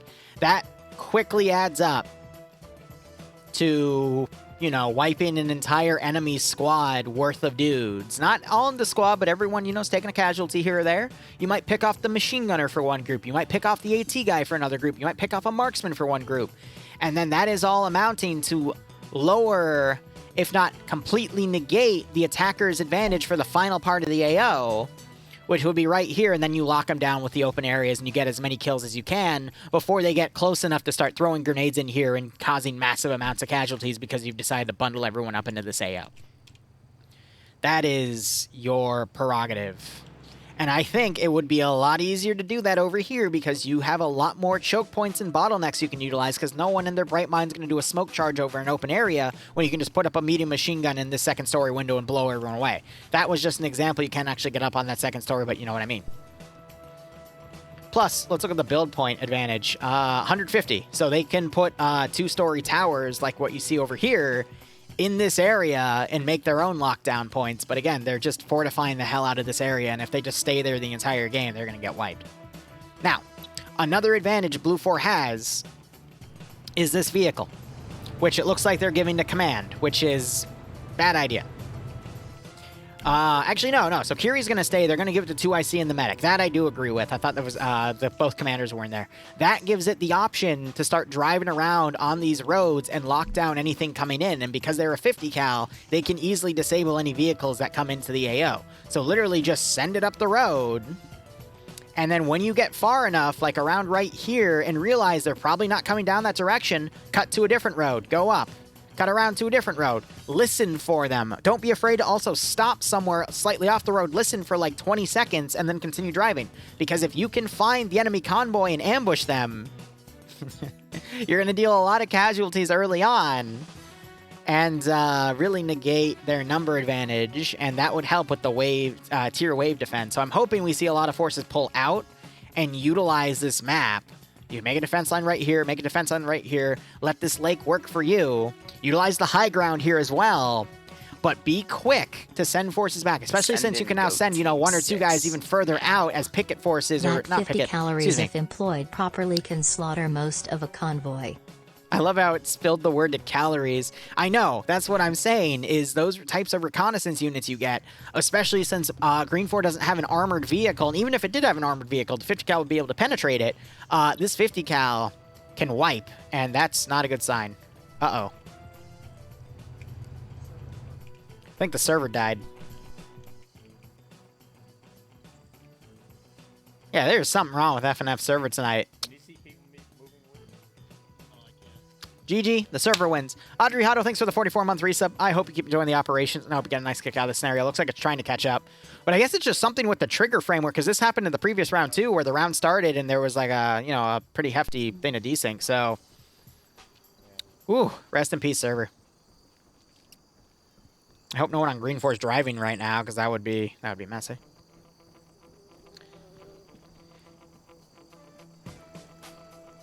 Alright, now we just gotta wait it out.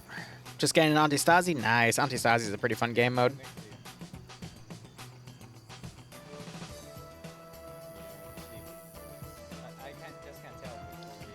Yeah, they might have to restart the round and hopefully just rush through safe start, but...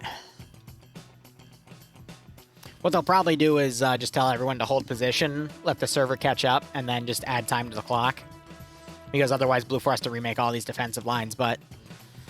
I mean, even then, this is going to be a tough fight for Blue 4 because of what they've decided to hold.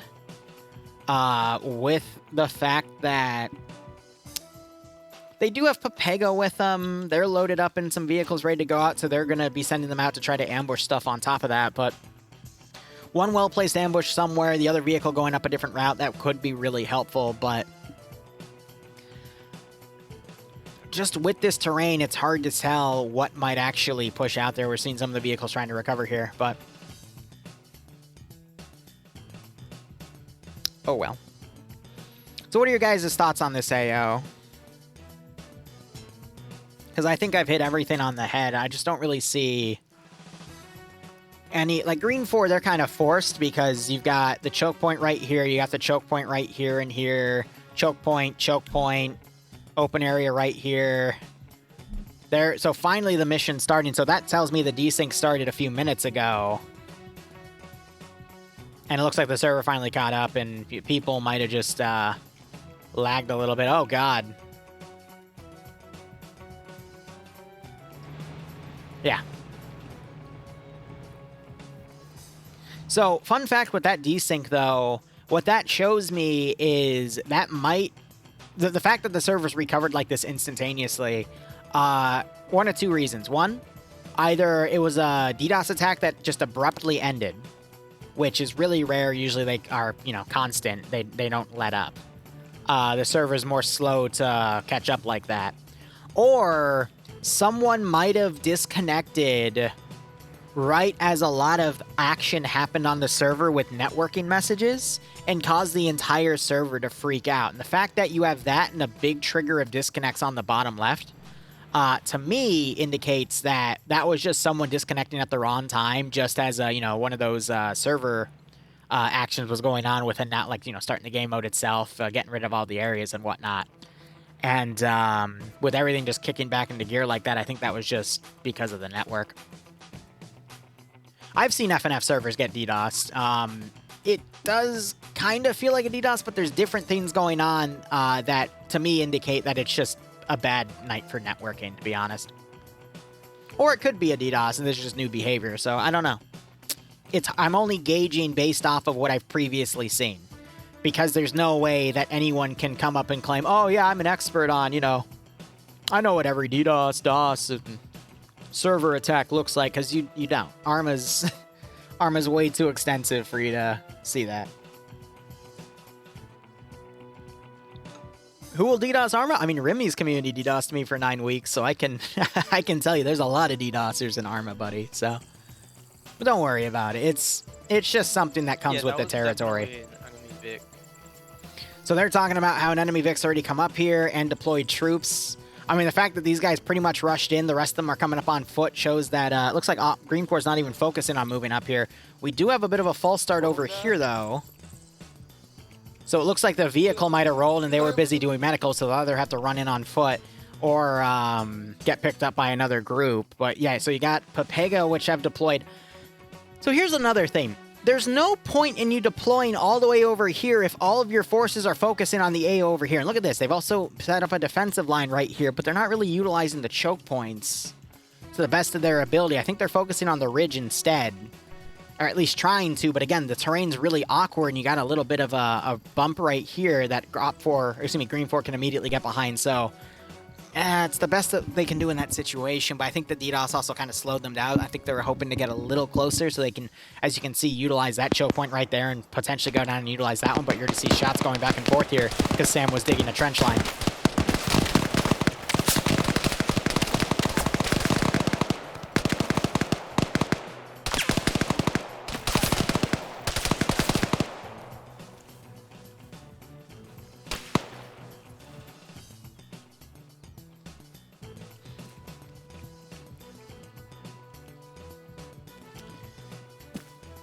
So another worry I have right now is with this Green 4 force immediately opening up, as you might see Blue 4 come around and flank this Charlie 1 element and immediately wipe him. GL placed! Oh! right on one guy, grab fire in another round. That goes a little far, but if Blue 4 is able to wipe out this element early on, and Op 4, excuse me, I'm going to keep calling them Op 4. Green 4 sends in more forces in waves. You could also see Blue 4 just defeat the entire enemy point on detail. Sorry, let me say that slower, because that didn't make a lot of sense.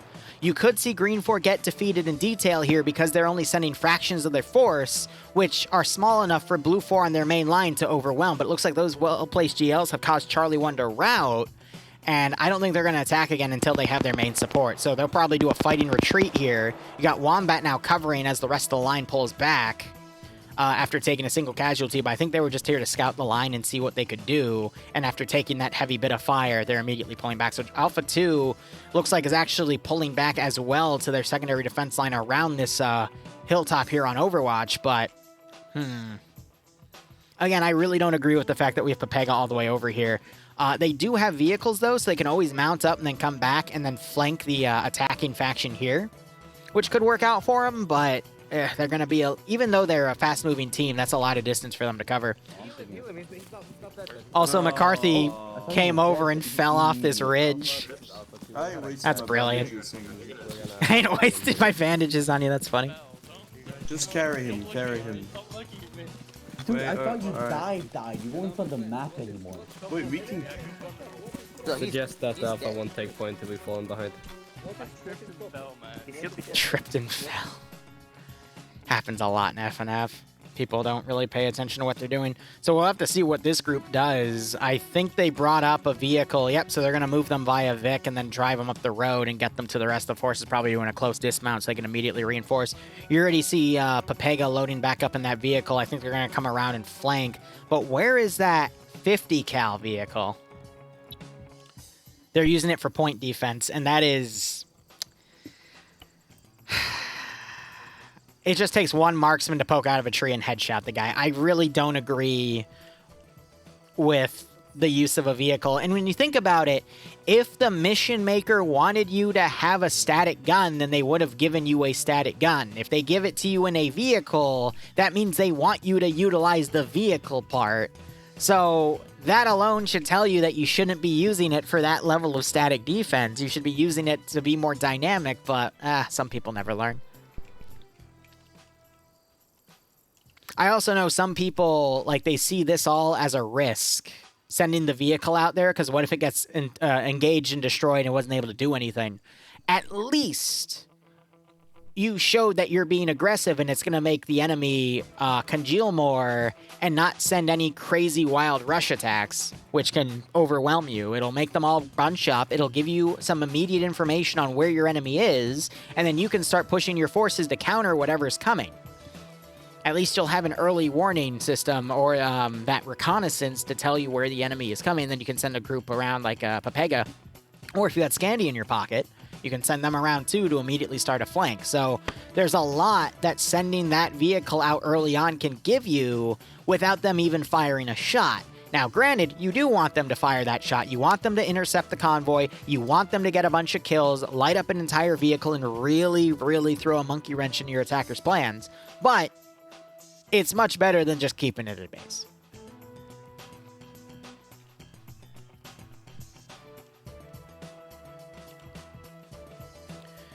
So you got Pepega coming around. You got the final vehicle going down. You got Green 4 making this massive battle line. This is really, really worrisome for Blue 4. But at the same time, this round's probably going to go quick. The fact that Green 4's commander has properly seen that he got engaged right here, so he pulled his forces back, and now he's making a proper battle line. You got Delta coming in late. Pepega might not be able to come in on the rear in time, not realizing that they're immediately under fire. You'll have Delta probably come around, take these two sectors here, and then come around on the flank as the rest of this force pushes. I think Blue 4, with defending a single zone, was kind of hoping Green 4 would send elements to all zones at the same time and, you know, have a weakened force. So only, you know, maybe Alpha and half of Bravo would be attacking while the rest of Bravo, Charlie, and Delta were taking the other two sectors. But the battle line you're seeing here shows that Green 4 is being smart, and they're going to basically hit one sector at a time.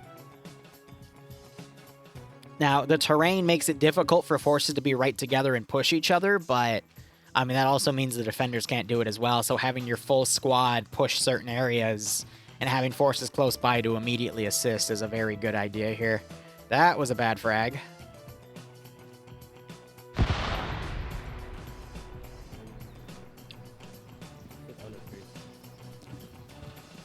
But yeah, this is the weakness of this type of AO. Waldo comes out, blows Lolo away before McCarthy can lie the 249 on him. Usually 249s blow people away, so I'm surprised he missed that. But yeah, you got Gogo on the closest side of the map border. You're gonna have a fight here for this spot. Lolo's the only other guy. Wait, no, it wasn't Lolo that went down. It's someone else, but he's trying to throw grenades up, but the grenades are getting caught in the tree.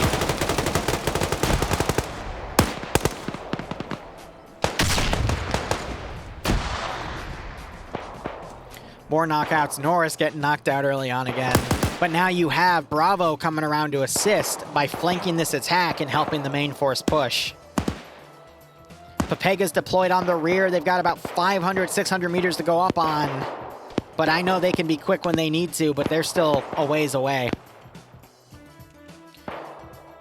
But in the room that Papega has to travel like 500 or 600 meters, Green 4 only needs to push up about 200, 300 tops.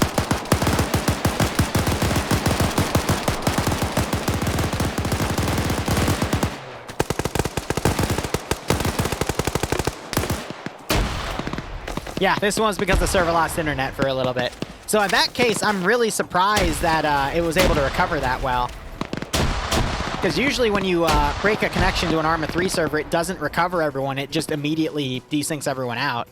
So, again, props to the FNF server because normal servers would have just kicked everyone out.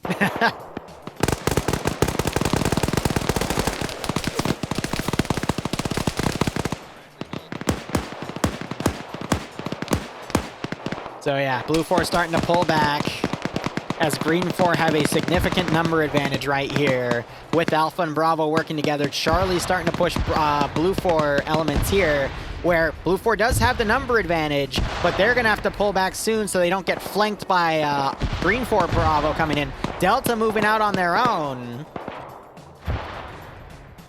But again, they're moving quick, but if they lose this sector, it's over because Delta can immediately hit the other two.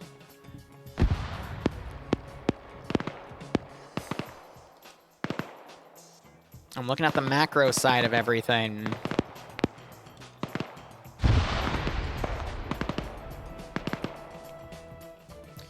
Yeah, very quick to pull back to the secondary defense line around the Sector 3 area itself. But if they try to pull back, they're going to get shot. And if they pop smoke, then Green 4 can use that to advantage and their advantage and push with it. But you see a lot of smoke being popped on already. You got some people that are getting left behind as the pull back. Azariah Puma taking out Major Khan right there.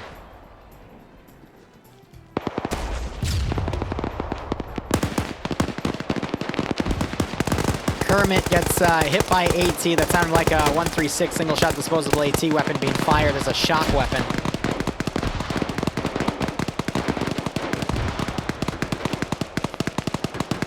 I think Papega's going to get right behind this line right here. The question is, how much damage can they do as the attack is done? They might be able to perfectly sandwich this large group between Papega moving in along the rear and this massive defense line with infantry. Charlie on the flank, I think, is going to be stopped because they don't have the manpower to stop that attack. Delta is going to be able to take these two sectors and then push in later, but by then Blue 4 might still have the number advantage to take things out. So it's really going to rely on Papega being one of the best communities, if not the best community here, because they're always neck and neck with Scanu Recon, but it's going to rely on them basically fighting a 3-to-1 number advantage fight and winning it. And that, I'm going to be honest, is right up Papega's alley in terms of a challenge. They weren't able to get a lot of action last round, so we'll see if they make up for it. Blue 4, meanwhile, locking down this defensive area, already stopping a few people as they advance on that line. There's Sector 2 being taken by Delta.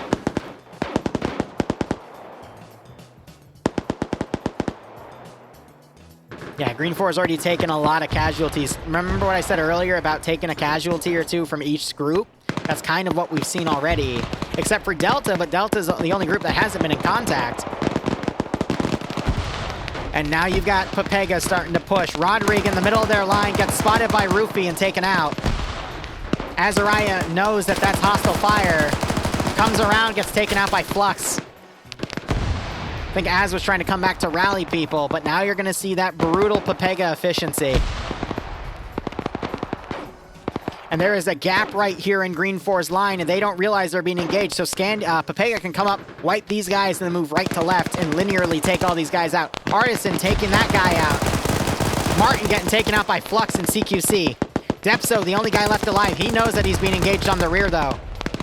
Sector 2 being taken. Korvac shooting at Timek. And I think we just saw Flux get engaged by Blue on Blue. Because they're moving too close to the defensive line. They're being mis-PID'd. Someone else just got taken out by Depso and Timek together. This is where it could fall apart because of that Blue on Blue.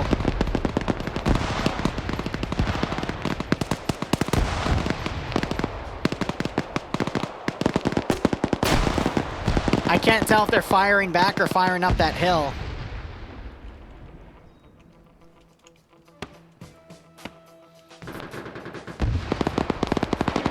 Got Roster firing down at Depso and Timek, who are now in cover. Blue 4 planning a slight counterattack on the left side. They got some Vanguard forces outside the 3rd sector as well.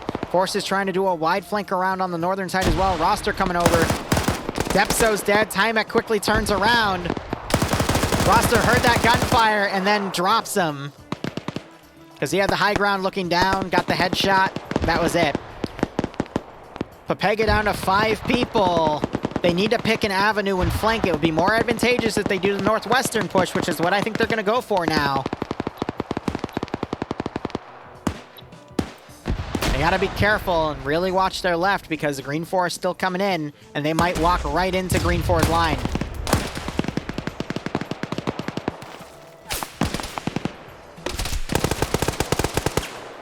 So Blue 4 is going to start seeing them. Roofy comes around and flanks some great 2-on-2 action there, but I think Blue 4 is going to be shooting at their own guys again because they can't PID in here. Because you got to remember, they only have iron sights, so it's impossible for them to tell. Meanwhile, Roster moves up and gets a double kill. So they've broken apart. They got 2 guys going up this way, they got 3 going up the other way. Green 4's main infantry are basically getting sandwiched here, and Papega's doing what Papega does best. Slashy we saw get a really great multi-kill, already on 2 kills as well. Nap's running up. Doesn't spot Slushy in that tree.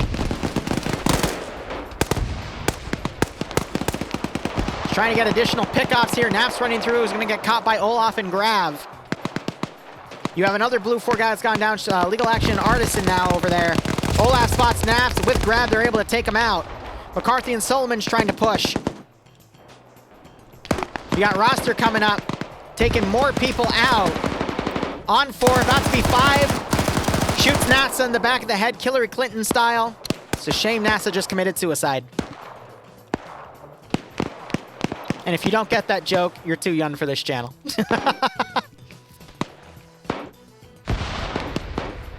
Soy Boy is about to get legal action, and legal action sends him straight to the court. And then the morgue. Can't sue a dead man, and a dead man can't sue you. So you got Green 4 pushing up with some elements of Scandi with some other players here. McCarthy trying to move up. The car not realizing it's being pushed. Olaf getting into a CQC with McCarthy. Neither side wins. Olaf! Literally... Wow, with the suppression getting a double kill with that 249. And now you got Nim running in. Sector 1 captured by Delta. AT being fired. You still got Blue 4 flanking around. Nim running in. Gonna run right into Seasmo. Gets the kill.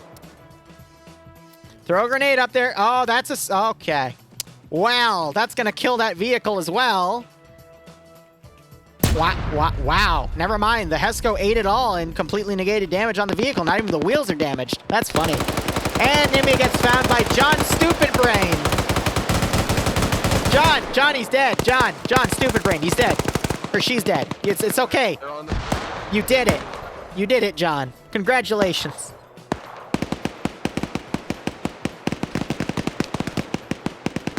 Slushy under fire as a few elements of Scandi are still alive.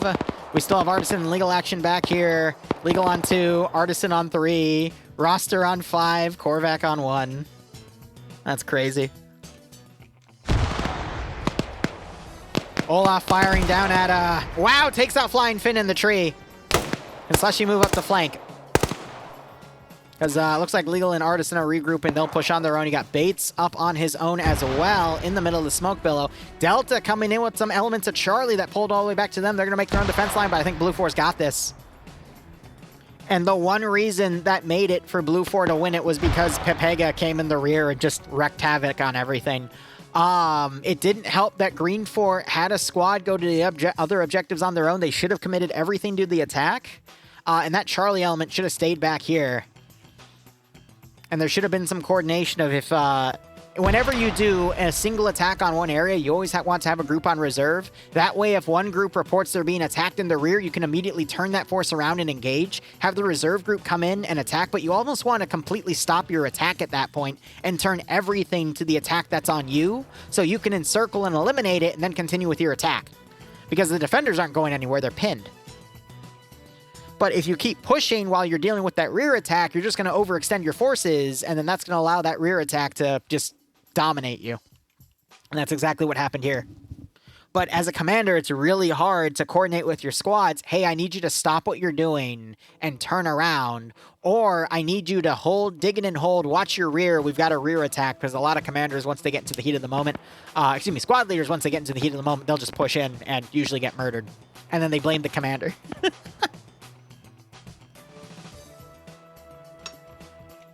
All right. Artisan moving around and gets pertoned. Or Perrytoned. Ah, whatever.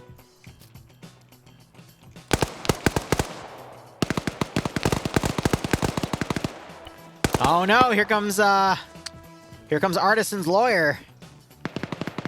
And looks like he's looking to sue. Satchels go off. Will Slushy beat the lawyer to the legal action? Hurton gets sprayed. A lot of bullets go in his direction. No kills. Oh no. The grenade master somehow puts a grenade right on the tree, but it looks like Hurton runs off. And I think Slushy just got grenaded into counter. Oh, that's unfortunate. The grenade master for the round has been grenaded. You got some Blue 4 elements that pushed out right here. Wheaton and Arcor, they did really well last round, but now they're a little out of their element as they, I guess, super confident from their previous round. Overextended, got knocked out. Hey, Wheaton wakes back up. Might still be able to push. And it looks like a grenade knocked Perton out. You got Cullis down right here. Some double taps going in. Oh, boy.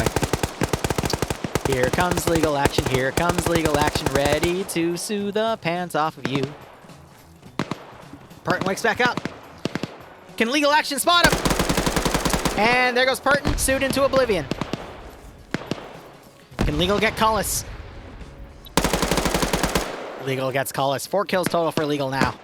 As Bluck is pushing up on the side, looks like Bates was found over here and promptly executed. A little bit of blue on blue still going because they are unable to PID, but I mean, that's expected when you only have iron sights.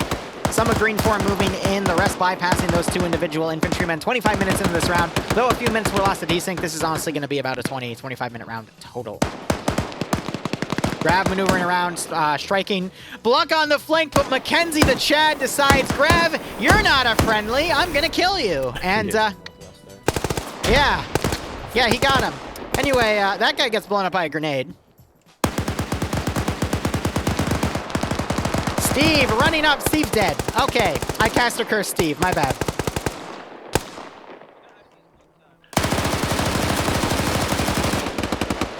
That's Fonz, and that's Franz, and they're ready to shoot Fonz up. Wombat also getting suppressed. Smoke grenade going out by Lolo. There's only 4 dudes alive. 4, Green 4 alive. Yep.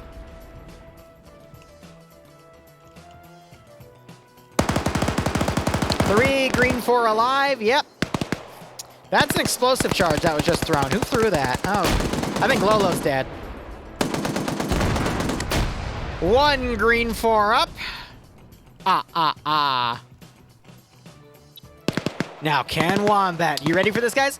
Can Wombat channel his inner Audrey Hotto as he asks if anyone is alive, and I'm pretty sure Olaf's about to shoot him in the face, but we can hope. Bypasses Olaf. He's gonna do it. Can he get by Dingo Night Owl? Throws another smoke grenade up. Oh my gosh, guys. He's gonna do it. Grenade goes out. Olaf. No, Olaf, you weren't supposed to see that. Ah, damn it, Olaf. Uh-oh. Wombat gets executed by Misfit. A spray down by Dawidox, and it's over. The fight is over. Blue Force won. Woo! Slap, slap, slap. Clap, clap, clap. Slap, slap, slap. Clap, clap, clap. Hey, honey.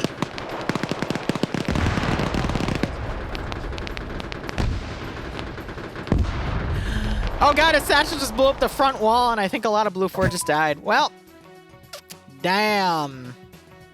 That was round 2. Alright. Round 3 will be up momentarily. Once again, I'm going to do the evil thing of running a few ads, and, you know. The 3 cents Twitch gives me are going to immediately go to the Lance Corporal Liru Happy Face Foundation. That's fine. Let's cycle our song again. Let's do Walk in the Park. And it's going to play some stupid thing. Awesome. There we go. My favorite.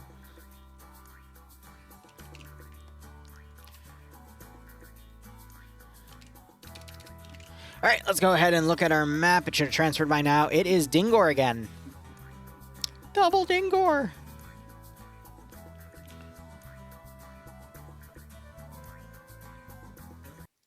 Whoops, that was the wrong pin. All right.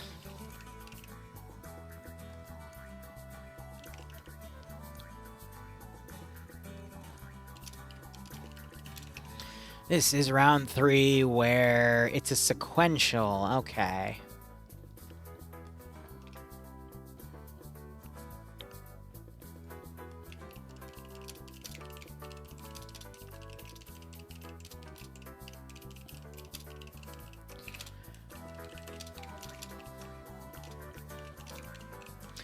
Blue 4 has a 5% numbers advantage, 2 M2 Humvees, and an AAVP. All right.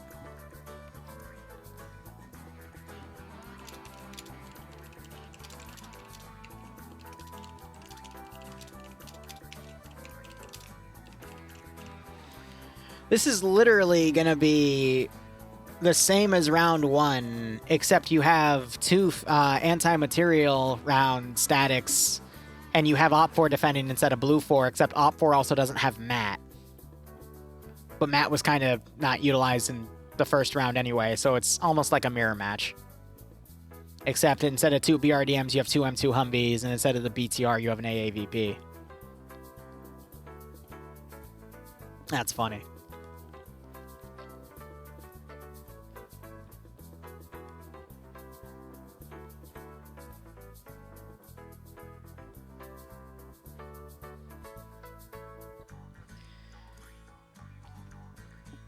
Alrighty.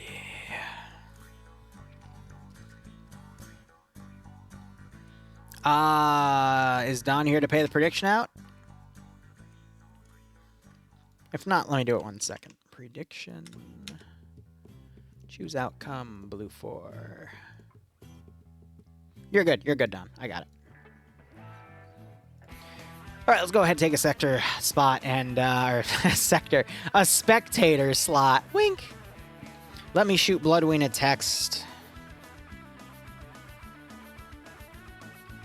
Hey, hun, round 3 is starting now, so in about 20 minutes at 5:45, you can start making dinner, and it should be time to, be done by the time I'm ready to go. I think this will all be done by 6:15 tops.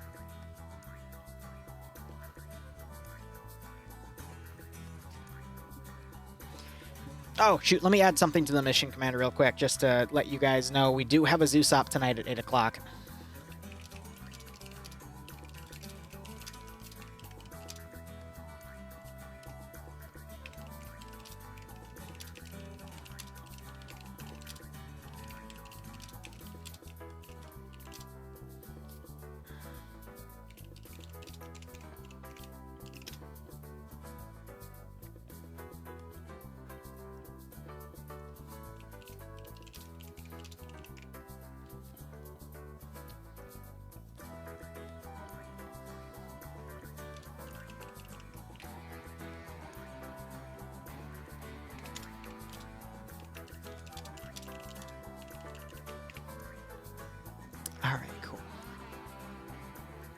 got that updated. I'll be right back 1 second. There's one quick chore.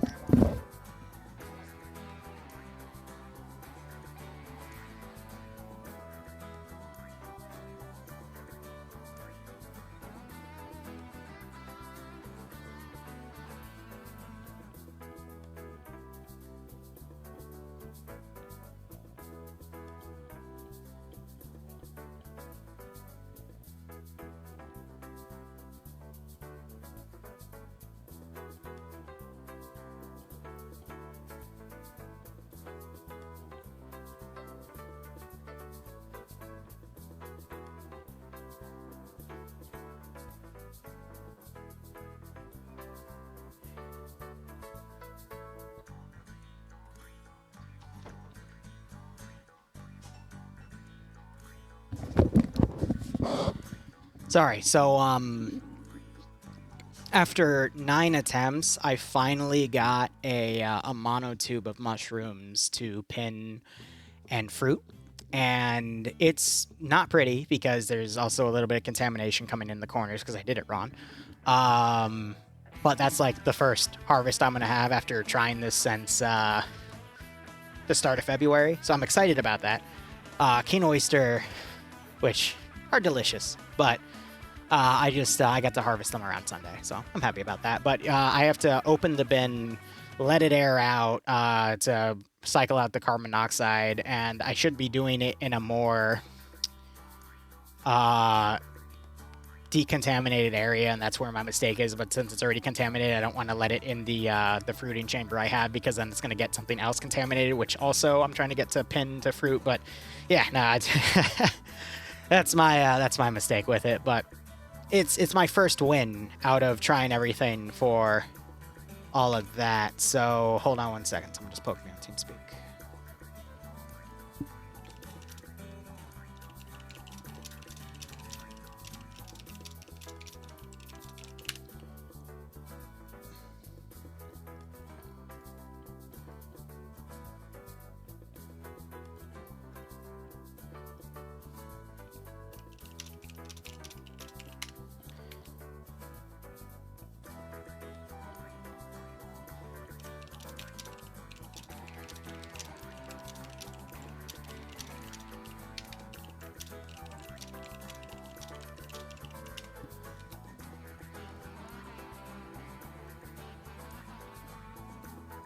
That's weird. So how TeamSpeak works is when people DM you, it gives you additional tabs, but it never let me, it didn't let me see them, but oh well.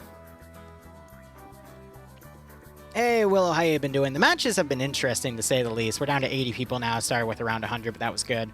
But let's see. In 2.5 hours, we're going to have another Zeus up. It should be an interesting one. That'll go for about 2 hours. I'm going to spend the rest of the day video editing and setting up some front logs again, because I forgot. Which is a lie. I've actually been just doing a lot of hardware work with the mushrooms and figuring things out. So, all right, little rant time. So, I've got 2 fruiting chambers. One of them, I'm going to basically use them to separate my mushrooms into 2 separate temperature groups. One that I can fruit at room temperature,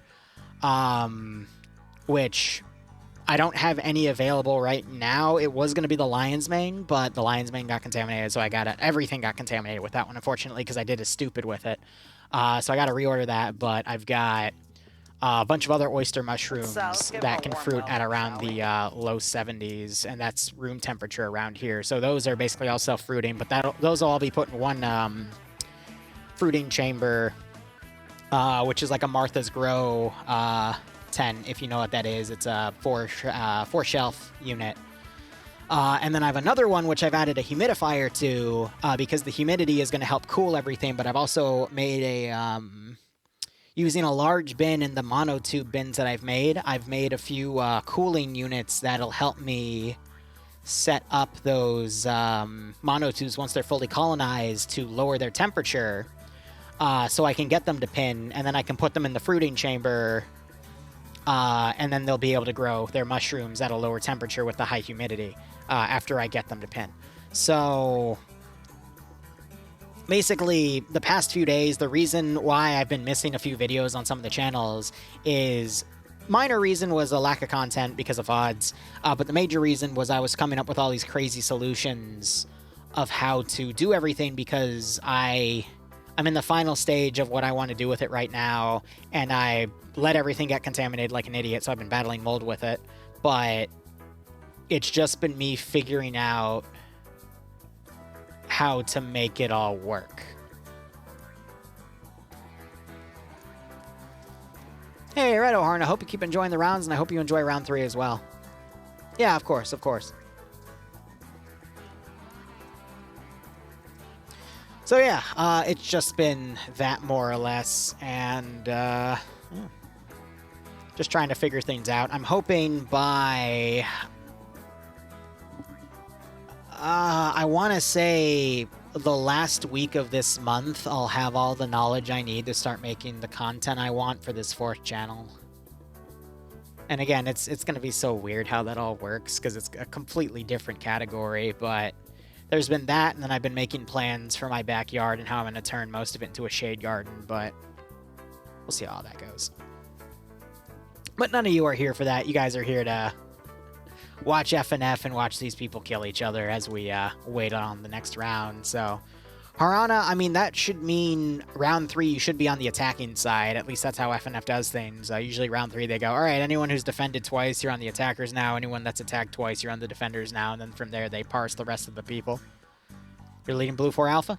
Good luck. Yep, there you are. Oh, man, but other than the, you know, server having a little bit of a wonky issue, and again, I think the server, there hasn't been any DDoS tonight, it's just been the server internet being wonky, and that's what we saw with Malin confirming that the server lost internet for 10 seconds. Just locally, the ISP was just messing with the server, so that's the desync that we were seeing. But then when the round actually begins, it usually mellows out, so we'll see how things go with that, but hey, c'est la vie, right?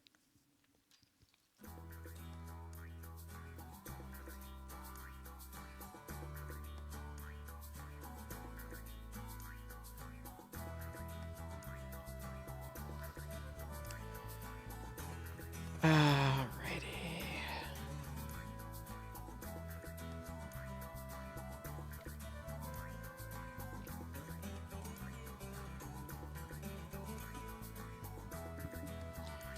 Trying to figure things out. Righto, peace, Harn. I hope you do well. But anyway, if anyone has any random questions, comments, concerns, now would be the time because we're just waiting for the next round to begin. Let's see if they continue the streak and not put Pepega and Scandy together. I just combined Pepega and Scandy and called them Peppy. That's what we'll call them. Going forward, if they put Pepega and Scandy Recon on the same team, we're just gonna call them Peppy. What's my shoe size?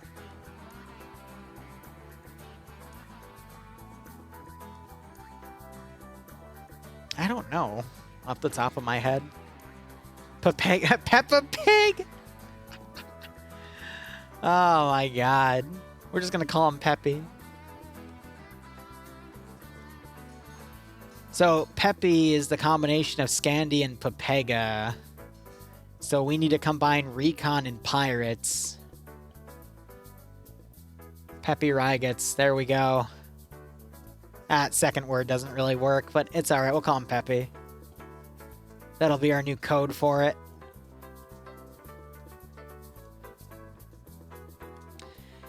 Nat, I appreciate your kind words. I cannot begin to tell you how many Donald Trump's wall videos we've done.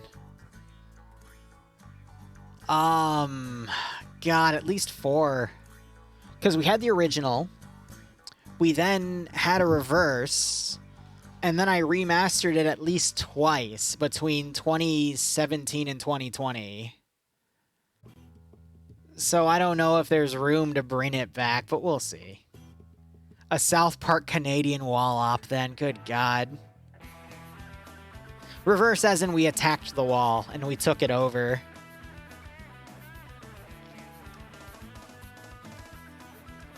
Oh man, but I mean, nowadays, it's really easy to build a wall because you would just set scale the asset.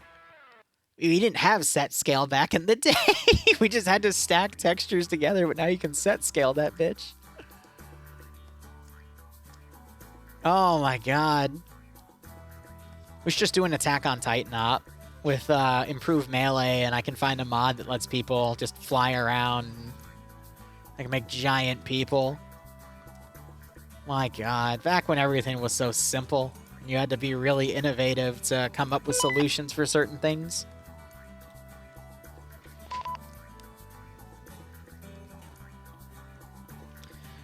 Alright, so Green 4 can, I'm gonna call Blue 4 Green 4 now. Good god. So Blue 4 can attack from either the,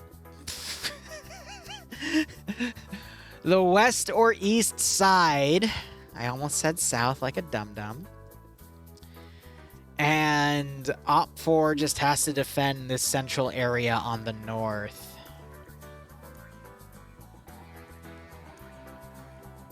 And they've got all this open area around. There's some ridges to the north they got to worry about, but got the prison complex. I love this area too, because in Lingor, this is all like really thick jungle, but for Dingor here, it's all open.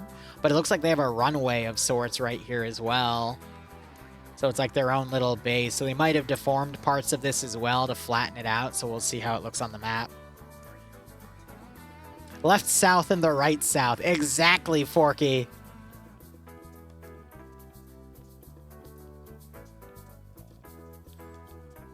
Yeah, so this is sequential, which means Blue 4 has to hit Sector 1, then Sector 2, and Sector 3. Statistically, for FNF, the defenders, I want to say 9 out of 10 times win sequential defense because it's just too much. It forces Op 4 and Blue 4 to play an attrition fight, and Blue 4 can never keep up. So,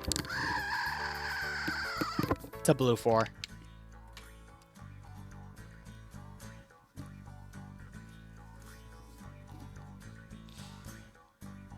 Alright then.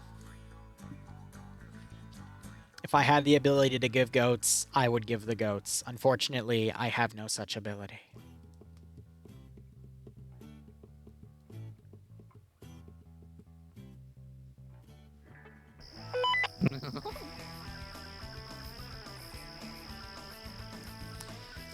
Well, this looks like a Charlie Foxtrot. Okay, what do we got? Whole blown out position right here. Good God. There's the runway also blown to smithereens. There's some MiGs here. Okay. That is a lot. All right. Well, let's go ahead and look at our mission here. Made by Night. It's a Night Owl mission. I was wondering why there was so much detail. Night Owl missions are some of the highest quality missions you can get in FNF. Anyway, area. This hopeful town in Dingor just got bombed by Blue 4, and now they're invading on foot to rub salt in the wound, which is why it's called Salt in the Wound. Mission, sectors must be captured sequentially. Alright, game mode is a sequential sector, so basically the same as that sector that we saw last time. If the attacking faction has more people in the sector than the defenders, timer starts counting down from 90 seconds. If at any point the attackers lose the number advantage in the sector, the timer gets reset. Once the sector is taken, it cannot be taken back. The additional caveat, though, is Sector 1 has to be taken first, then Sector 2, then Sector 3. Otherwise, with that, game mode here, 1,100 meters of render distance. Defenders get 180 build points for Fortify instead of the standard 125. Cool. Is there an Echo Mat? Nope, so this doesn't matter. Blue 4 uniforms are going to be modern Afghanistan kits here. Their loadout's going to be M16s or M4A1s. Glock 17s as their secondary. 249s for the light machine gunners and Alpha Bravo Charlie. Delta gets the M240 Golf. Light anti-tank for Alpha Bravo Charlie is going to be the M136 HEAT.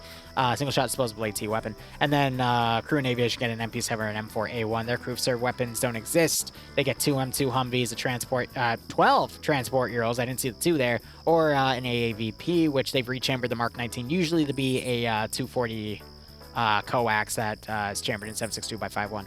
Op 4, they have modern Chechen force camouflage kits. Their weaponry is going to be AK-74s.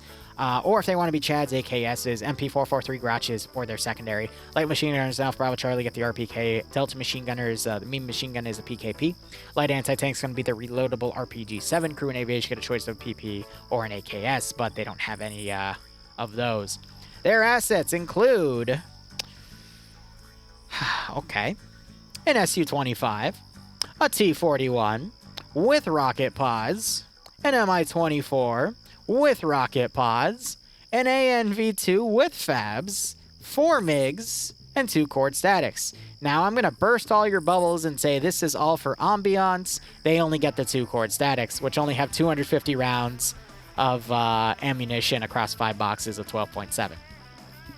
The reason we see that in there is because the script calculates everything in the red zone, and since those vehicles are in the red zone, they get added, but that's actually not the case. All of these have their simulation disabled. These are just assets for show. They don't actually get to be used, unfortunately.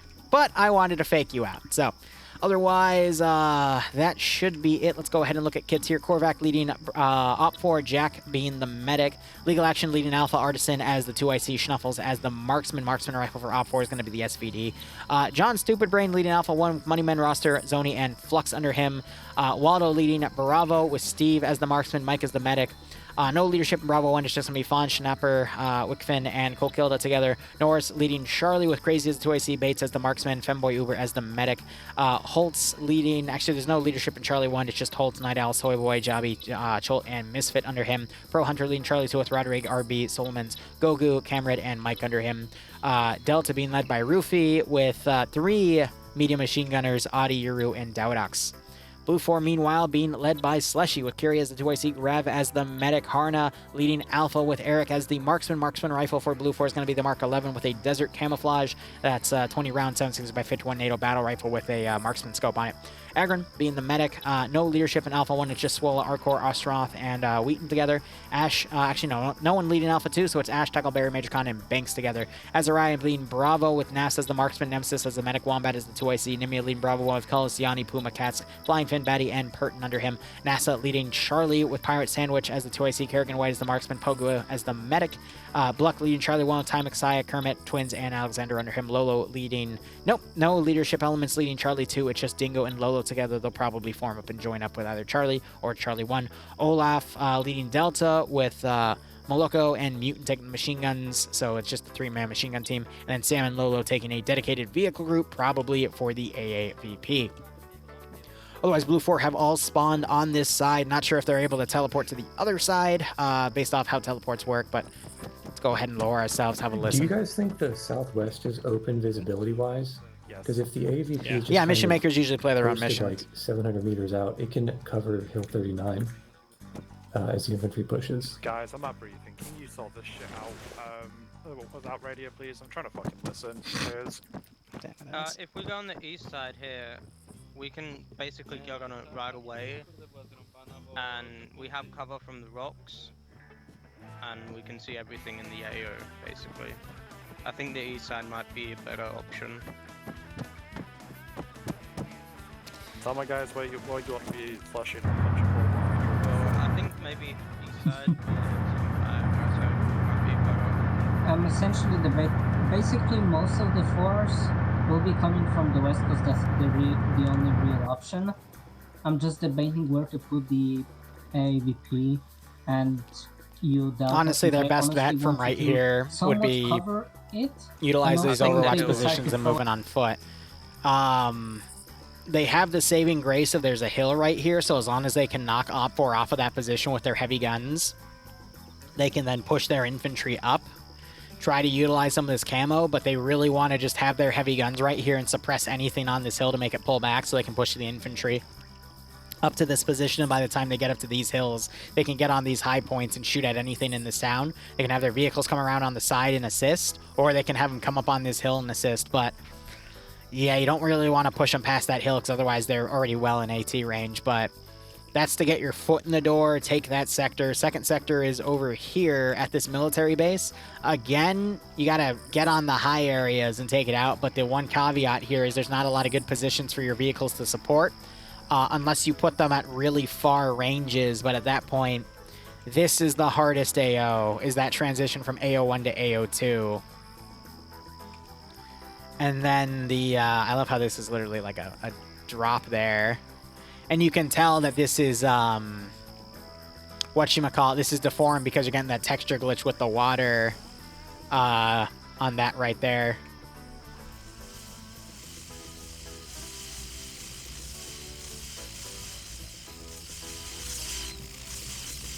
It's a lot of electric sounds.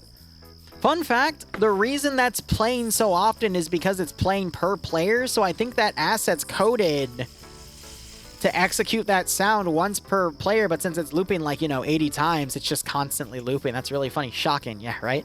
And then AO2 to AO3 is the easiest because you have easily a bunch of areas that and a lot of open area for vehicles to overwatch. But basically, this is a test on can a attacking commander with his overwatch elements, his vehicles basically support infantry pushing in. But even then, this is the hardest type of AO to do it on because it's an ad sequential sector, which gives OpFor so many opportunities to make defensive lines, get some pickoffs and pull back, make defensive lines, get some pickoffs and pull back. And you saw that with the previous sector and how effective that was. If they just add a counter-attacking element to it, they're golden. However, with everything being open, it's a lot harder to pull that off. And if Blue 4 has proper overwatch with their vehicles, OpFor is not going to be able to get away with that. So the only issue that Blue 4 is going to have is the actual CQC in the town.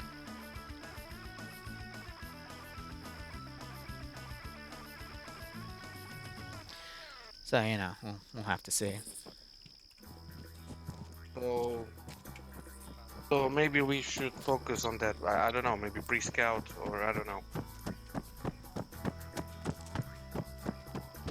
And those hills as well. I think 39 is definitely going to be contested. Like, you know, it's... Did anyone bother to have a look at the briefing table for how fucked up that sector is? Oh yeah, the sector 1 is fucked. Sector 1's a ruin. It's like a nuke hit. Yep. Oh. Yeah, predictions 50-50. I don't doubt that. But the issue with this AO is Blue 4 only has soft skin Vix to advance. They have the AAVP that can take an entire Marine group, which is like 16 people in the back. So with that, they don't have a lot of room to get infantry right on top of the AO. So it's just going to be relying on locking down this sector and moving forward.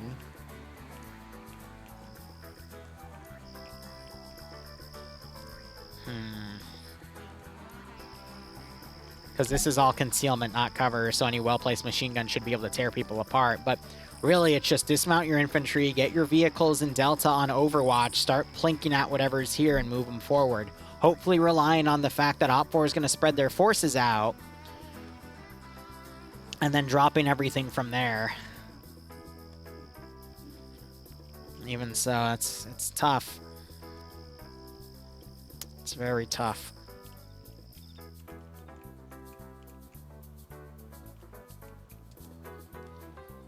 So, you know, it can go either way. We'll have to see.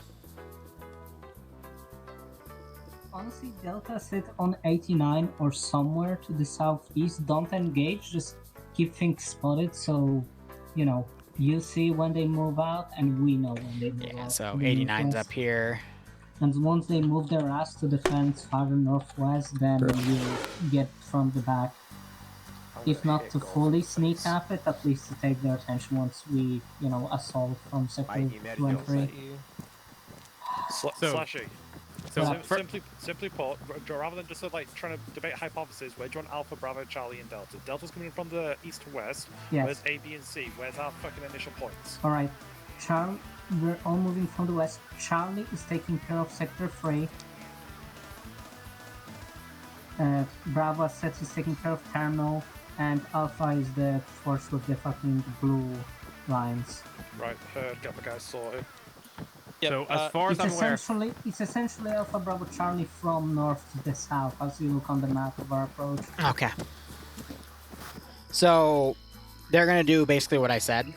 Probably coming to Sector 1. What I then heard though was a south to north, and then a group moving to Sector 3. I don't fully agree with that because that's going to create a divide where some forces are attacking here, some forces are going over to here when they don't need to go over to here yet. You got to focus everything immediately. But if they, you know, have the force come up, take this hill and overwatch, which is tough to do because there's no cover up here because it's Dingor, but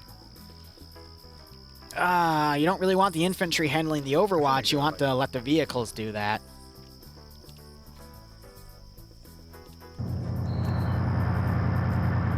How did that truck just side swipe like that. They got the up-armored 50s too.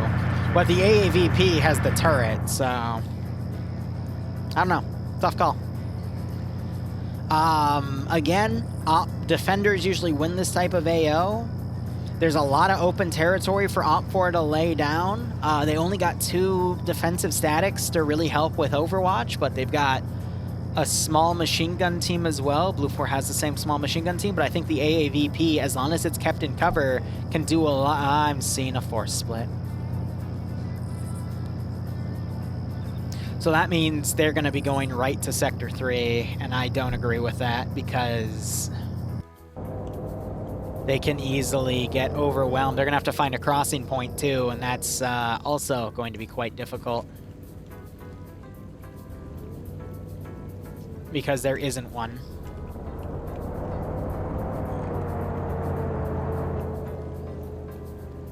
Yeah, there really isn't one, so that's going to force them over on the northern side.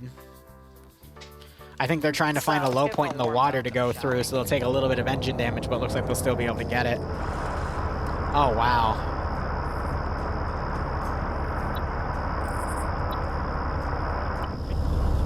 All right, I'll be right back 1 second.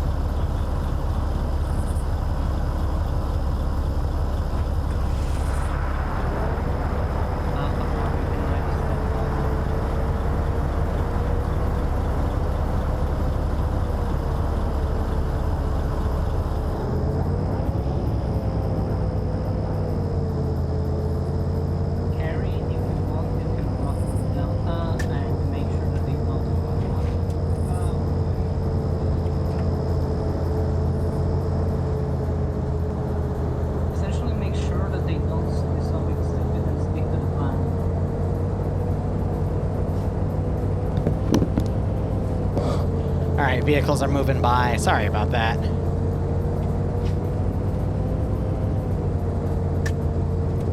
So the Overwatch vehicles are down here. The infantry are all up here. So right off the bat, seeing the infantry separated from the Overwatch element's a big red flag for me.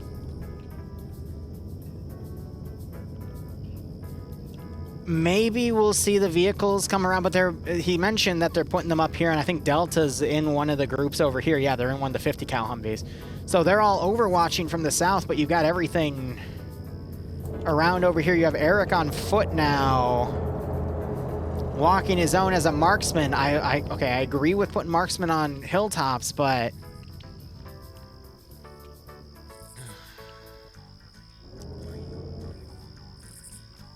trucks are loud. Maybe.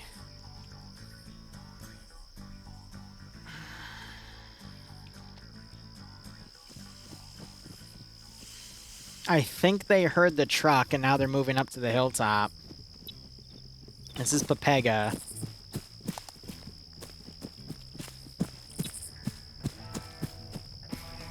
Yeah, they're gonna start hearing those trucks now. Enemy over the hill west. Yep, that's called out. Over the hill west.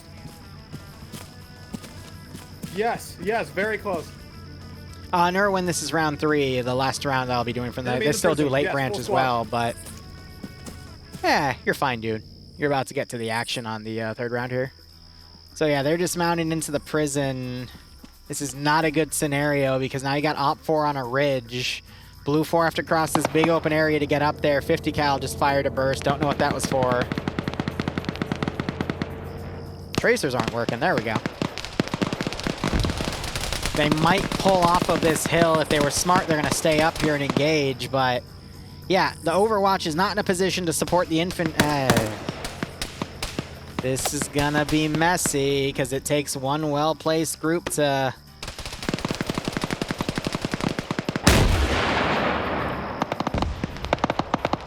do a lot of damage, so they're just spraying things out. You can see where that RPG landed.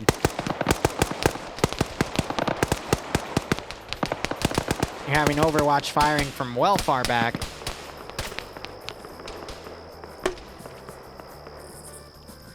Got a marksman still moving around that hill, but there's no cover. That's why you need to rely on your Overwatch to basically pepper the defensive position so you can move up unmolested. Here, OPFOR's already conceding some of these points to get into better defensive positions, at least on the front, but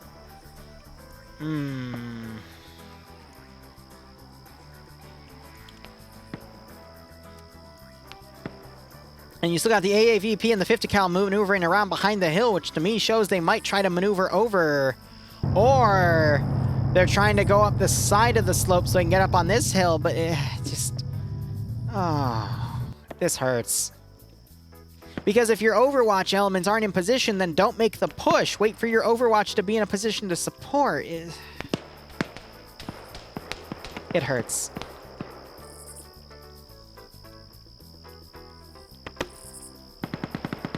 Because there's a lot of OPFOR Overwatch positions in this last hurdle here. You got some machine gun fire coming on those smoke grenades because they're firing with the UGLs to try to fake the defensive positions out, but they now know where these defensive groups are. So you need that heavy support to shoot at them while you advance. I'm going to say it right now, we're probably going to see heavy casualties between this hill and that open area from the Overwatch sides. It's just how it's going to be. Because they have one of the... No, they got both statics here to lock this position down. This is going to be bloody. There's our first kill.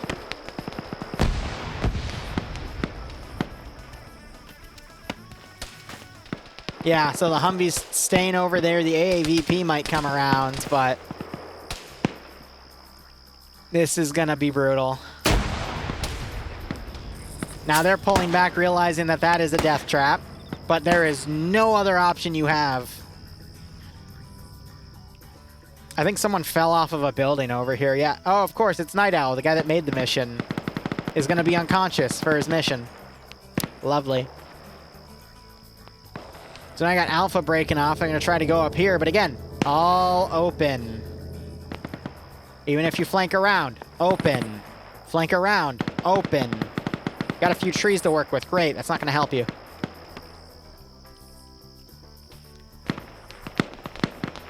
Yeah, so now they're going to pretty much be stuck here.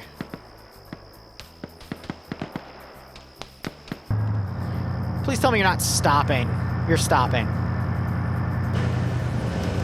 What are you gonna see from over here?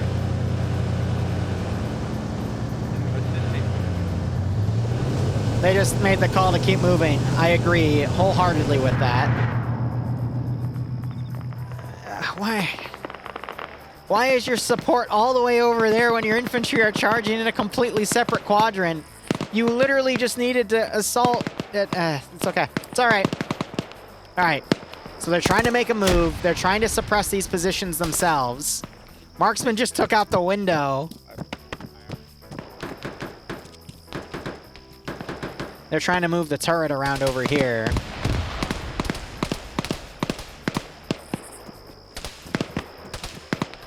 Oh, Flux, get on that turret and murder. Oh, they're pushing, they're pushing, they're pushing! So they smoked and now they're trying to get up to the perimeter wall.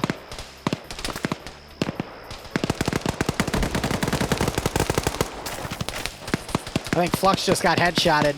Oh my god. Flux, by the way, KD-wise, has the highest KD in all of FNF.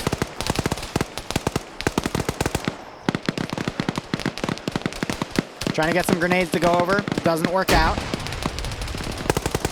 Another grenade goes over. That's going to kill Batty. But yeah, with this defense line, all I have to do is lob grenades over. You got an op-4 counterattack between Roster and Zoni about to run into an entire Blue 4 group.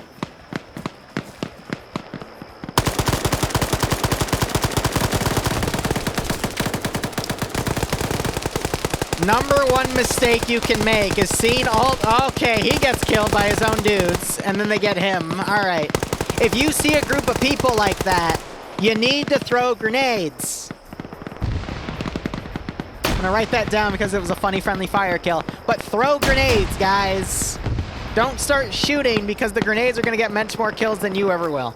Nemesis gets knocked out. We see another dead body right there. That might be Azariah's body. But yeah, Blue 4, upon seeing this open death trap, has done an even dumber idea of separating in their 3 squads to not support each other and instead run 1 squad at a time and defeat themselves in detail.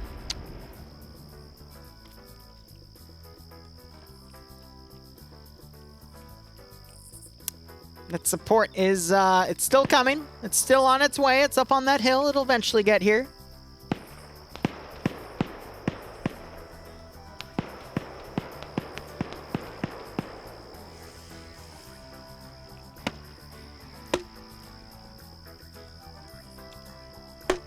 Yeah, it's funny because now this group's going on where Scandy was on that they pulled back from.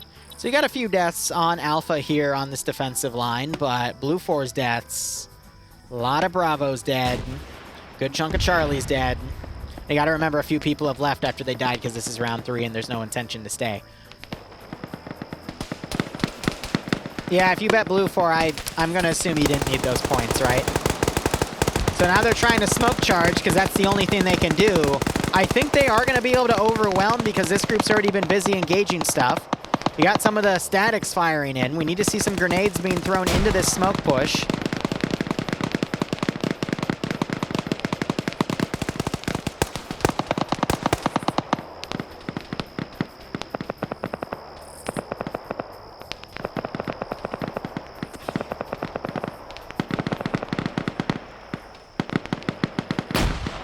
This round's going to go a lot longer than I thought, too, because of these tactics. It's just going to draw everything out, unfortunately.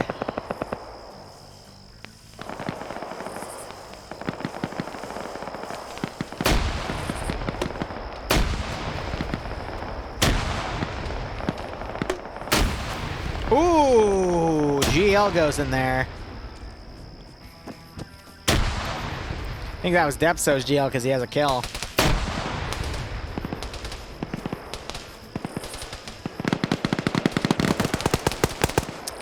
Chat here tries to flank around, unable to get the kill, and he gets dropped by Cats and Nemesis. Will he get double tapped or wake back up? Nemesis, finish him, you boomer. There we go.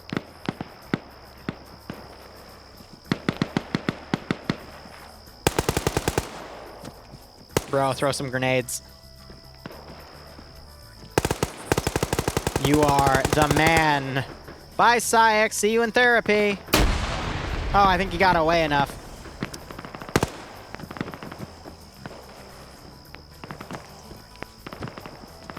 Oh, no way. Is that going to catch Tymic? Nope, he's going to go... Ah! His gun literally flies off! Oh, my God! Oh!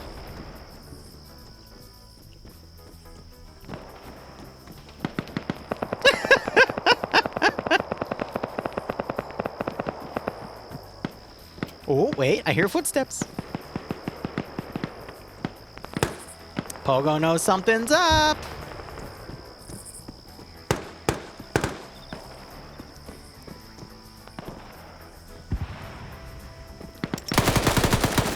Caught him while he's throwing a grenade. Artisan's gonna run for it.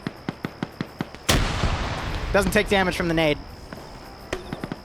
Actually, okay, no, he did take a little bit because he got the blood splatter right there.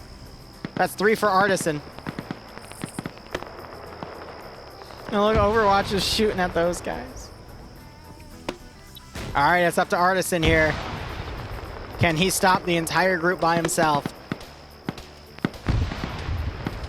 Oh, is that Syag with a 2? Nope, just the rifle. And that's kill number 4 for Artisan. Double tap. Blux saw the whole thing. He's alerted. That's kill 5.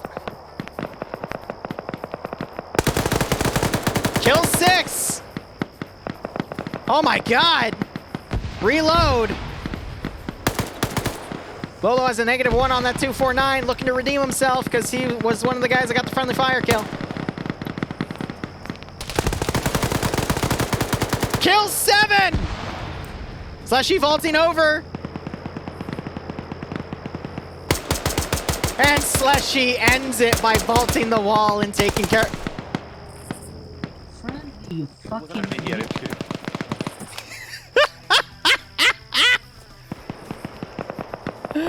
Oh my god! Almost friendly fired. Oh, hey, look, it's Alpha. They're mostly dead because, yeah, this is all open field, which is what I explained earlier. So anyway, Blue 4 is mostly dead. Op 4, they've taken... Oh, wow, Command even died down there. But you know what? Yeah, they're mostly still alive.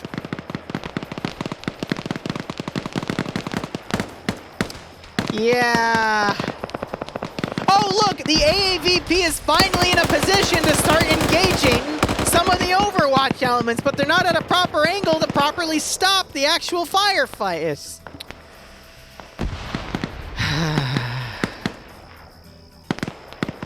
This round pisses me off. John Stupid Brain about to pull a John Smart Brain. Da-dun.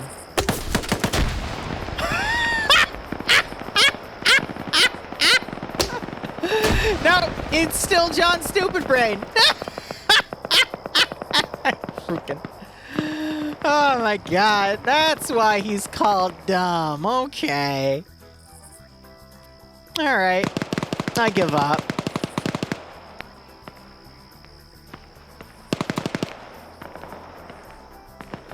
Look, it's getting so bad that Op 4 is even sending forces up to counterattack because they know Blue 4 is just going to stay pinned because of the Overwatch elements.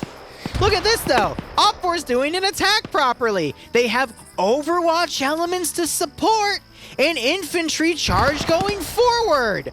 Whoa! This would be great if Blue 4 knew how to do that.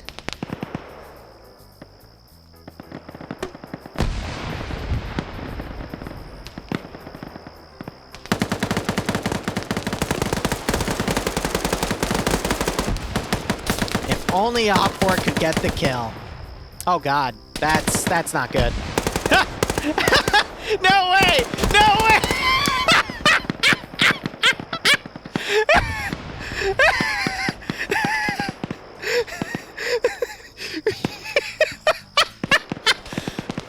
Oh, grenade scam! I love it! Oh my god! Oh. Well. What's the beat? If you do exclamation point music, it'll give you a link. It's Ty the Tasmanian Tiger walking the park.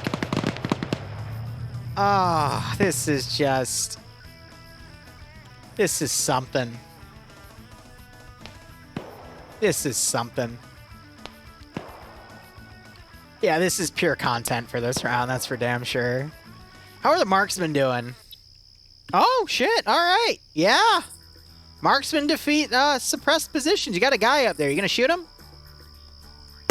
Shoot him? You were low? You were low? You were low? I don't see where my shots lands, man. We don't see the... He doesn't see the tracer effect. We see the tracer effect, so he's guessing. Come on, do it again. It's entertaining. You were high? Now put it in the middle. Oh shit! Someone else is getting him. One down. He didn't die, but that was 2 shots on him, man. Grab was doing that with irons, man. No, he was doing that with a CCO-68 red dot sight. Ah, what a Chad. Not the marksman we deserve, but the marksman we need. Return fire here.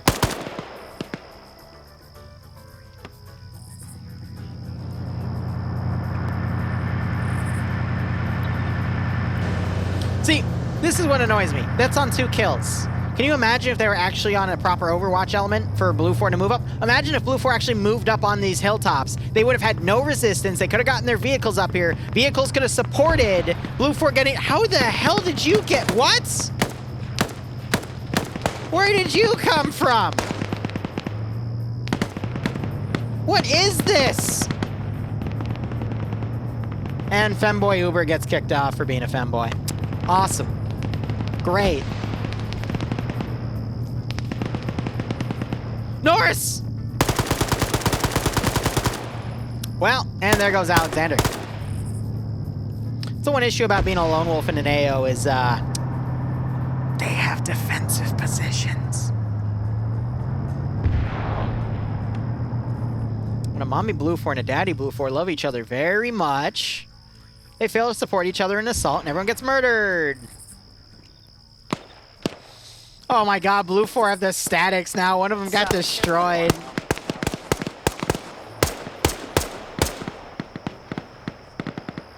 You know, the really crazy thing is Blue 4 actually, with the manpower on both sides, still has an opportunity to win this AO. They just have to crack this nut over here.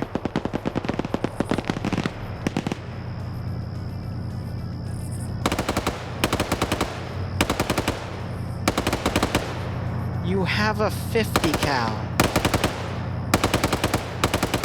You have a... I give up. I give up. Lolo! Solomon! You missed every shot.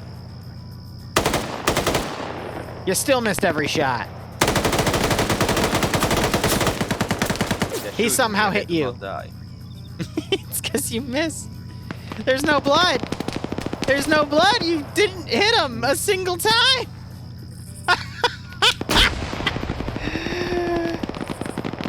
Did you know when you shoot at someone, the bullets actually have to hit them?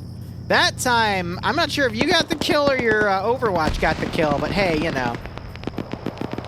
The shots went low, low. Natty, I'm going to reach through my monitor right now and bitch slap you for that one.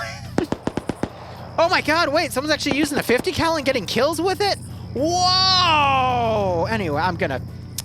Not stupid brain! Ah, stupid brain. I mean, he did get GL'd to the face, which was kind of funny, but... Oh my gosh, Blue 4 actually getting close enough to push the Overwatch positions. Cats gets a kill. Kabooby. Cats by Waldo. Nemesis just pushed Cats up there to shoot at him. That. Why did you throw us? But why? Why would you do that? That you can only throw that thing like 4 feet, and you were on a. Okay. Like I said, I should really not try to understand this. It's just gonna make my brain hurt. Yeah, screw those trees in particular.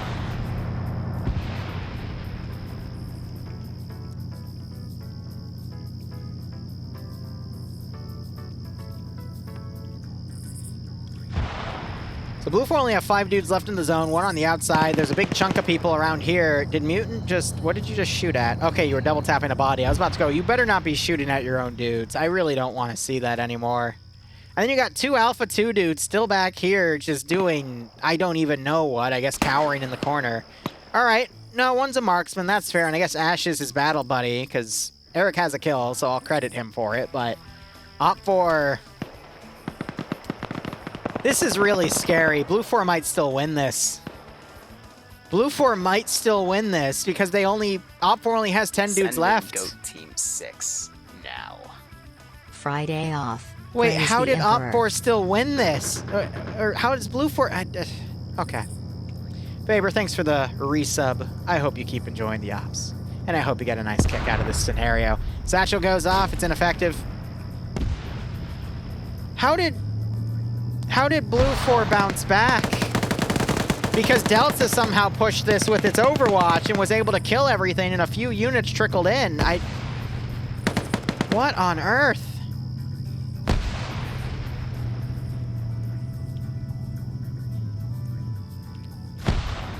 I think Delta pushed with the support and was able to actually get a lot of kills here. I'm really glad Send this in wall Goat was here, because if you Team killed yourself 6. with your own grenade, I would have laughed at you.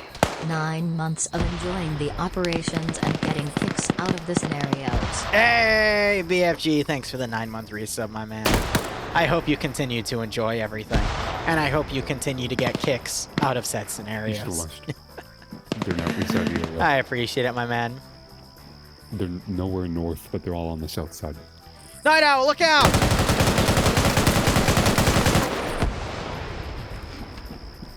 Night Owl did not, in fact, look out. And now Mutant just scored a double kill, and this sector's actually being taken. What is this? Curie is not a...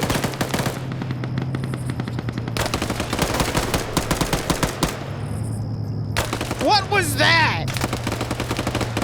And now Mutant... Shoot each other! Don't go hip pew pew! That's what I freaking heard!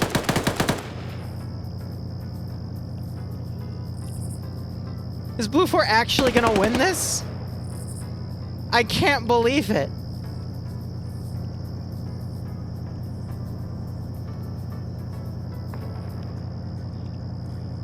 And then what? These guys go to 2 and then 3? These 4 maybe go down to 2 and hold? There's still the AAVP though. And you got 2 Op4 guys out here doing nothing. They're literally just staring at a Blue 4 AVP. Oh. I'm really pissed off that Blue 4 won this with the worst tactic possible, and they're still gonna win it because Op4... I don't even know what Op4 did. And at this point, I'm too tired to figure it out. There goes Sector 1. Now Blue 4 is gonna move to Sector 2. That Bravo Op4 element needs to go down.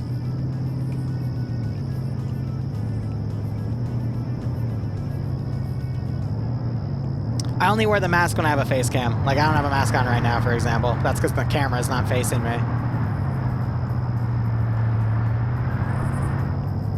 Now the AAVP is dead. I was about to say, now it's going to bulldoze the rest of the AO. Nope, now it's dead.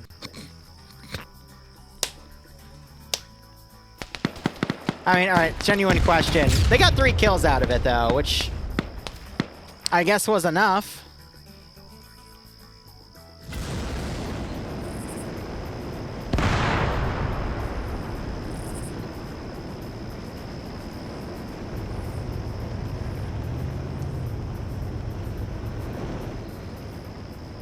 Please tell me you guys are actually on an angle to overwatch your own AO, because I swear to God if you're not.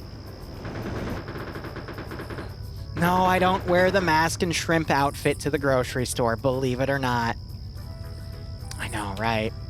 So yeah, Blue 4 is just going to rush in, take Sector 2, rush back, take Sector 3. This will be over in 5 minutes.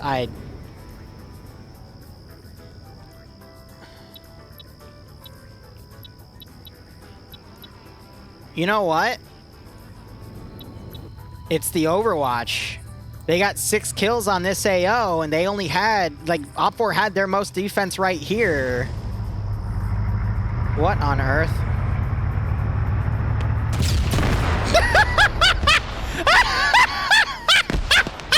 You freaking belly! Oh!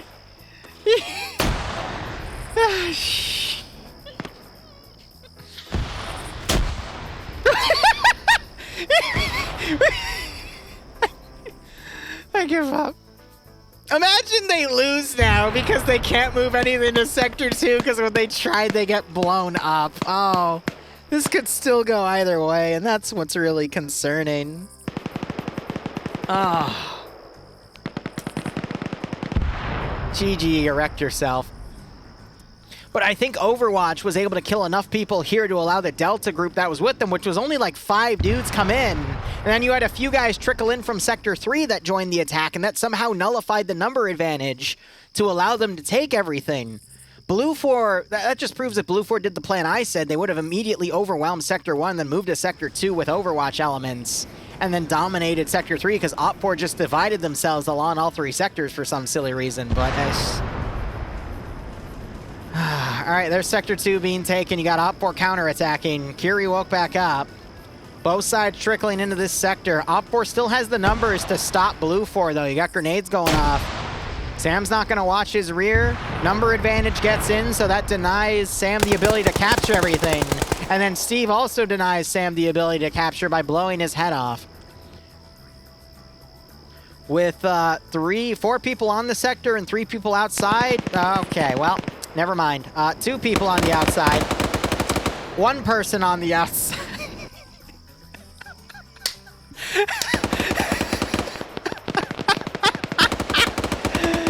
Yeah. Yeah. 1 person on the outside.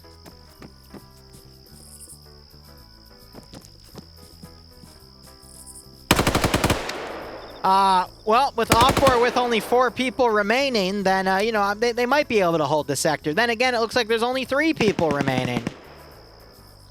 Anyway, you guys know what caster cursing is? I'm not going to tell you what it is, but I'll give you an example. What you just watched was it. So, remember when I said Op4 had a chance to still win? Yeah. I might have lied to you. Might have lied to you. Mutant on 6 kills. Why are you shooting each other?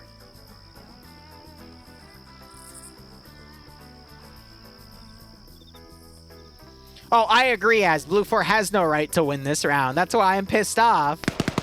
But the crazy thing is, do you know why Blue 4 still won? Because the Overwatch with Delta, which pushed in, actually worked, and they were able to get into Sector 1, and then remnants from that came in from the main attack came in and reinforced, and they still won.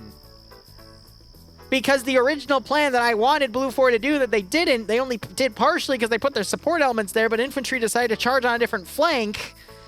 It hurts my soul. Slushy, next time just push your infantry with your support element. You're gonna win because Delta was able to do it by themselves. Oh my god, Mutant, stop it! Ground building. Mutant, Jesus Christ! Again, member of Delta. Mutant and the 2 Overwatch elements have, what's 6 plus 8? 14 kills between them. God damn it.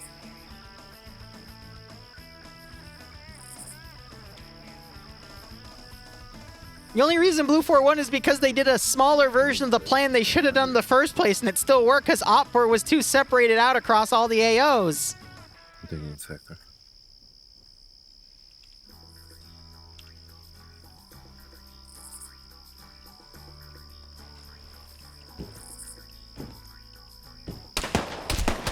Please get shot. End it. Kerrigan's got him locked down. This is over.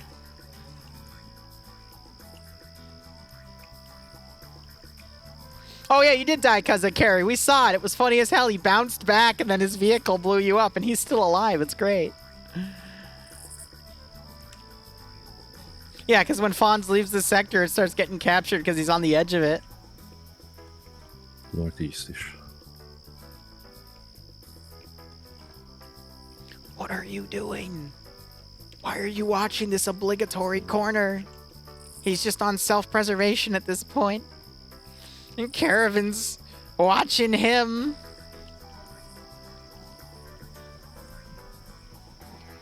So if you're Blue 4 and you bet Blue 4, I'm sorry for stressing you out.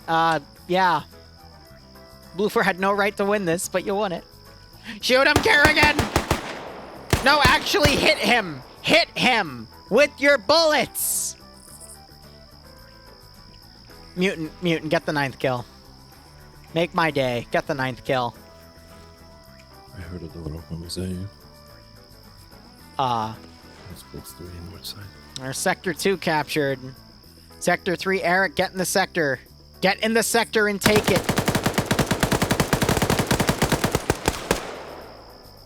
How did you... You didn't even... But...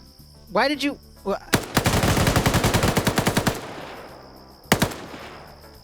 Bruh. Eric, go take the freaking... Why? Go take the sector, you piece of... Thank you! Pay it out to Blue 4 GG. We'll be back in an hour and a half. I'm going to go have dinner with my lovely fiance making carrot soup, fresh garlic bread. Thank you so much for watching. Go operate operationally. I'm gonna go bash my head against a wall because that round is... That was an interesting round. Let's go with that. Cheers, have a good one. Go operate operationally. Let's give him a Toodles. warm welcome, shall we? Ah! Oh, wait, I'm still...